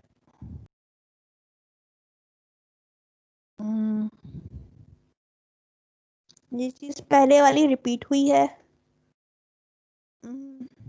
हाँ, ये सब मैंने आप लोगों को समझा दिया है। ये देखिए, ये आपके पास मैंने आपसे क्या कहा था कि हमारे पास जो है दोनों में कोई डिफरेंस नहीं है। हमारे पास जो फेस करंट जिस तरह फ्लो हो रहा है, करंट मेरे पास वोल्टेज जिस तरह बढ़ रहा है उसी तरीके से करंट भी बढ़ रहा है। ठीक है, अगर ऐसा है कि मेरे पास वोल्टेज बढ़ने के साथ साथ करंट भी बढ़ रहा है, और अगर करंट की जिस पॉइंट पे मुझे पीक वैल्यू मिल रही है वोल्टेज की, देखो यहाँ पर ये मेरे पास डायग्राम है, ये फेसर डायग्राम कहलाती है, जिसमें मैंने करंट और वोल्टेज को डिफाइन किया हुआ है। देखो जैसे जैसे मेरे पास वोल्टेज बढ़ रहा है उसी तरीके से मेरे पास करंट भी बढ़ रहा है। जो पीक वैल्यू मेरे पास वोल्टेज की है जहां पर, वहीं पर मुझे जो है ना करंट की भी पीक वैल्यू मिल रही है। ठीक है, यहाँ पर इस पॉइंट पे मेरे पास क्या है, करंट और वोल्टेज दोनों जीरो है। ठीक है, जब टाइम जीरो है, ये टाइम और फेस के दरमियान का एंगल है। देखो, और इस पॉइंट पे क्या होगा, इस पॉइंट पे भी दोनों क्या हो जाएंगे, जीरो हो जाएंगे। फिर दोबारा क्या होंगे, अब यहाँ पर आपके पास जो वैल्यू होगी ना, यहाँ डिक्रीज होना शुरू हो जाएगी। फिर एक पीक वैल्यू आ जाएगी, लेकिन वो नेगेटिव पीक वैल्यू होगी। फिर इस पॉइंट पर आया, यहाँ पर जीरो हो जाएगा। फिर आपके पास करंट और वोल्टेज फिर बढ़ना शुरू हो जाएगा। तो इसका मतलब है कि मेरे पास जैसे जैसे वोल्टेज बढ़ रहा है, अगर मैं दोनों के दरमियान का ग्राफ बनाऊं, मेरे पास जैसे जैसे वोल्टेज बढ़ रहा है उसी तरह मेरे पास करंट भी बढ़ रहा है। ठीक है, और मेरे पास दोनों का एंगल कितना है, ओमेगा टी। ये एंगल डिफाइन कर रहे हैं हम ओमेगा टी को। ठीक है, ये आपके पास, और ये ओमेगा टी मुझे क्या बता रहा था, फेसर बता रहा था, फेस डायग्राम। अब हम बता रहे हैं, हम कह रहे हैं कि करंट और वोल्टेज में हमारे पास कोई फेस डिफरेंस नहीं है। इट मींस आपके पास जिस डायरेक्शन में करंट फ्लो हो रहा है उसी डायरेक्शन में आपके पास वोल्टेज भी है। तो हम ये कह रहे हैं कि वोल्टेज और करंट का फेस क्या है, सेम है। लेंथ ऑफ एरो क्या बता रही है आपको, peak value. Length of arrow क्या बता रही है, पीक वैल्यू, जिसको मैंने आपको यहाँ से डिफाइन किया है। और प्रोजेक्शन जो है on Y axis, instantaneous value of V and I are the same. और ये जो ग्रीन कलर से जो वैल्यू है, इसमें आपको क्या बता रहे हैं, ये आपको बता रहे हैं इसकी प्रोजेक्शन के बारे में कि आप क्या बताना चाह रहे हो। फिर अब यहाँ आ जाइए, ये आपके पास क्या है, इंडक्टिव एलिमेंट है। आपको कह रही हूँ, मुझे पूरा नहीं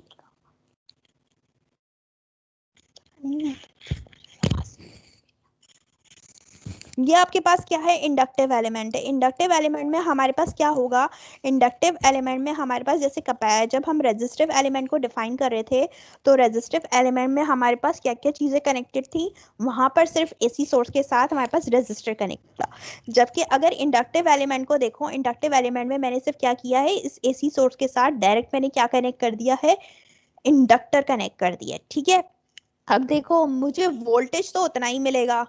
एल क्या है हमारे पास, प्रॉपर्टी है किसकी, oppose the cause that produced the change. अजान हो रही है।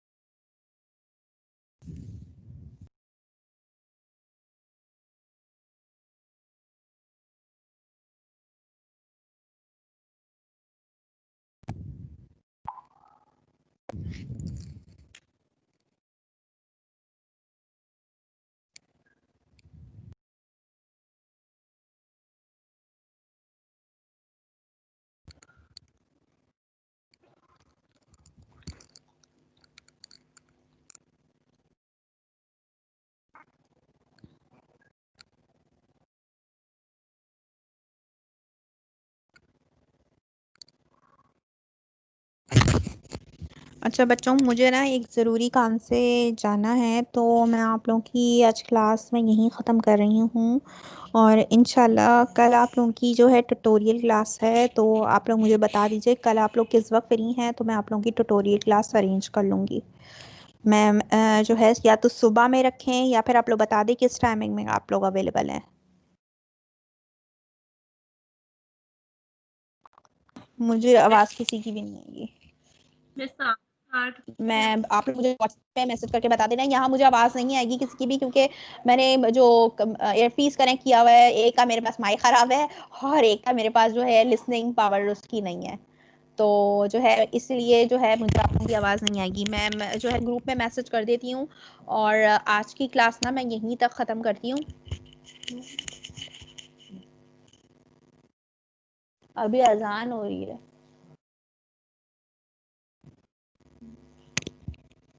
अजान की वजह से, अच्छा अजान हो जाए फिर हम जो है थोड़ा सा 10 मिनट का ब्रेक करके फिर जो बाकी हमारे 10 मिनट रह गए ना उसको हम कंटिन्यू करते हैं। फिर 10 मिनट का ब्रेक करते हैं नमाज का। आप लोग फिर ऐसा करिएगा 10 मिनट के बाद, बल्कि 6:15 तो हो ही रहे हैं। क्लास में यहीं लीव कर रही हूँ सबकी अटेंडेंस लेके, ठीक है। यहाँ से मैं सबकी अटेंडेंस एक दफ़ा डाउनलोड करके आप लोगों को भी दिखा भी देती हूँ। अटेंडेंस पे टाइम हो जाएगा। नहीं नहीं, बच्चे खुद भी एग्जॉस्ट हो जाते हैं इतना पढ़ पढ़ के। कल से मेरे साथ ये लोग जो है क्लासेस ले रहे हैं और कंसेक्यूटिव क्लासेस इन लोगों की लगातार हो रही हैं बच्चों की। एग्जाम्स भी सर पे हैं, सारा ऑनलाइन दिया। ऑनलाइन अगर आप लोग एग्जाम ले रहे हैं बच्चों को थोड़ा रिलैक्स भी तो दें। मैं अब ये अटेंडेंस ले लेती हूँ, रुको। जिसको लगे कि उसकी अटेंडेंस नहीं है तो वो जो है ना मुझे व्हाट्सएप पे पर्सनली मैसेज कर दे। यहाँ का माइक ख़राब है तो अच्छा मैं जल्दी से अटेंडेंस में खोलती हूँ। आज मुझे काफ़ी सारा पढ़ाना था। कल मैं आप लोगों की ट्यूटोरियल क्लास अरेंज करती हूँ। टाइम जो है मैं आप लोग को ग्रुप में अभी जो है वहाँ पर लिख देती हूँ, फिर बता दीजिएगा आप लोग सुबह में 11 बजे अवेलेबल हैं या नहीं।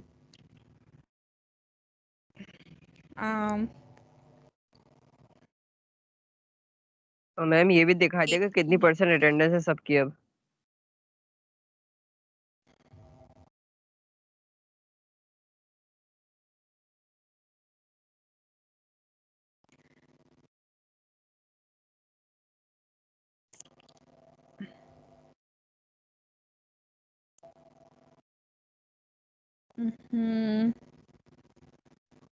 अजान हो पर व्हाट ट्यूटोरियल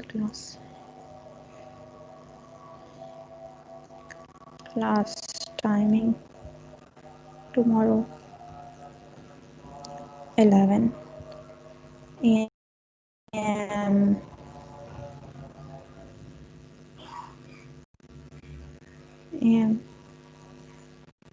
to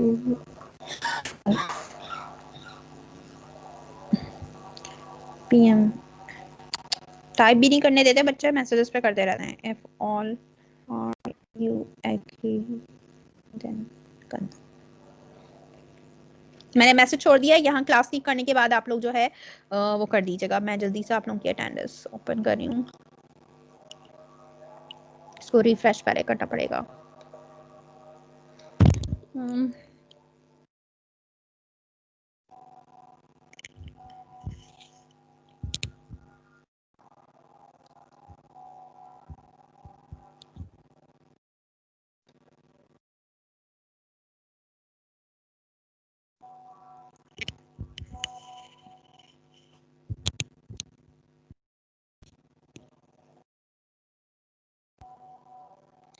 अच्छा मैं अटेंडेंस सेट न्यू मैं सबके नाम कॉल करती जा रही हूँ। जिसका नाम ना मौजूद हो तो वो ना मुझे व्हाट्सएप मैसेज कर दे। मोहम्मद साद, हसन जलील, मोहम्मद फराज, वाजिद अली सांझा, फारूक अब्दुल्ला बुरैरो, मोहम्मद मुजम्मिल खान, मोहम्मद रामिस, मोहम्मद ताहा, मोहम्मद असद ऐवान, उज़ैर अली उस्मानी। मैं स्क्रीन में शेयर करती हूँ आप लोग के साथ। कैसे ले जाएंगे ये पैसे?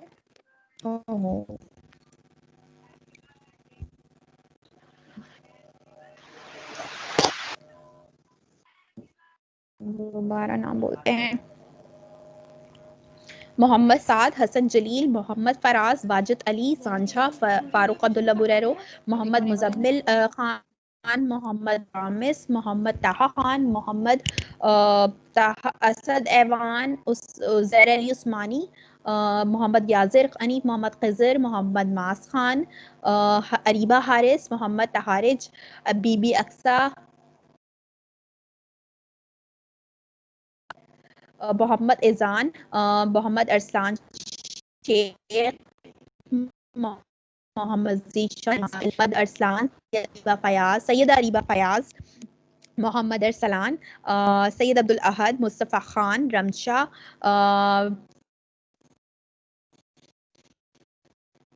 फारिज हसन, मुश्ताक अहमद रज़ा, मोहम्मद रज़ा, मुश्ताबाद मोहम्मद रज़ा, हिदायतुल्लाह,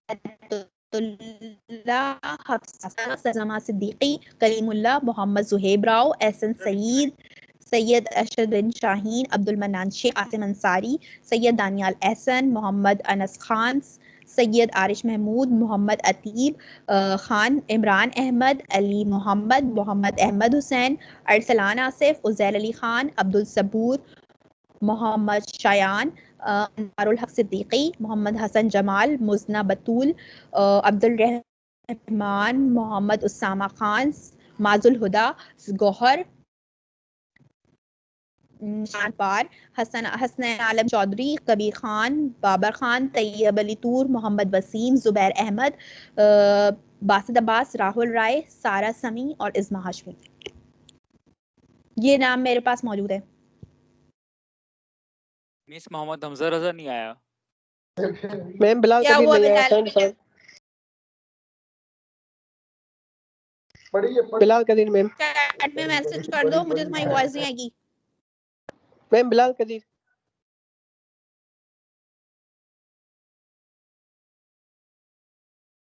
मिस मोहम्मद हमजा रजा।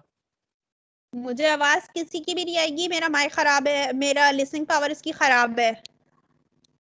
यहाँ क्लास तक हम यही खत्म कर रहे हैं, तो आप लोग लीव करना स्टार्ट कर दो, ठीक है। जो भी बात करनी है ना, तो फिर आप लोग मैसेज पे मुझे व्हाट्सएप, लेकिन पर्सनली यहाँ पर ग्रुप में कोई फालतू बात नहीं होगी। ओके मिस, अल्लाह हाफिज।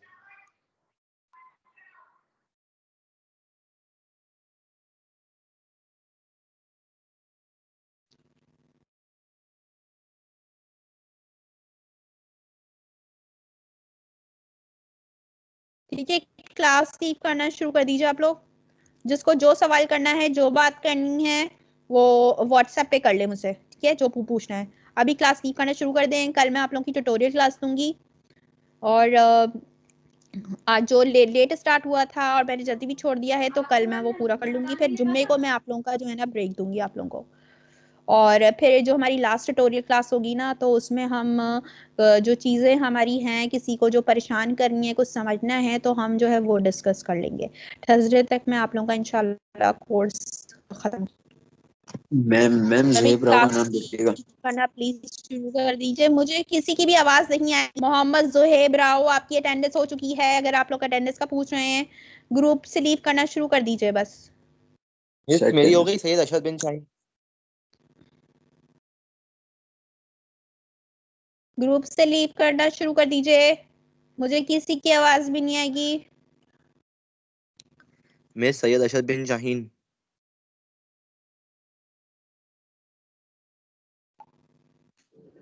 मिस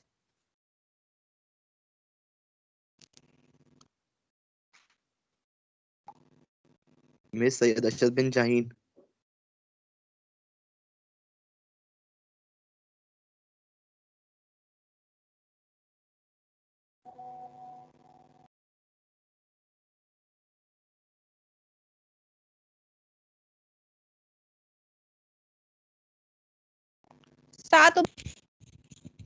सभी लीव करना शुरू कर दें। मेरी अटेंडेंस रह गई है। उज़ैर, मुझे आवाज नहीं आएगी, क्लास लीव कर दो। ओके मैम, अटेंडेंस मार्क कर ले। मिस मैं नमाज पढ़ रहा था, मुझे पता नहीं मेरी हुई या नहीं। बेटा क्लास आप लोग लीव करना शुरू कर दो, मैंने आप लोग से कहा है।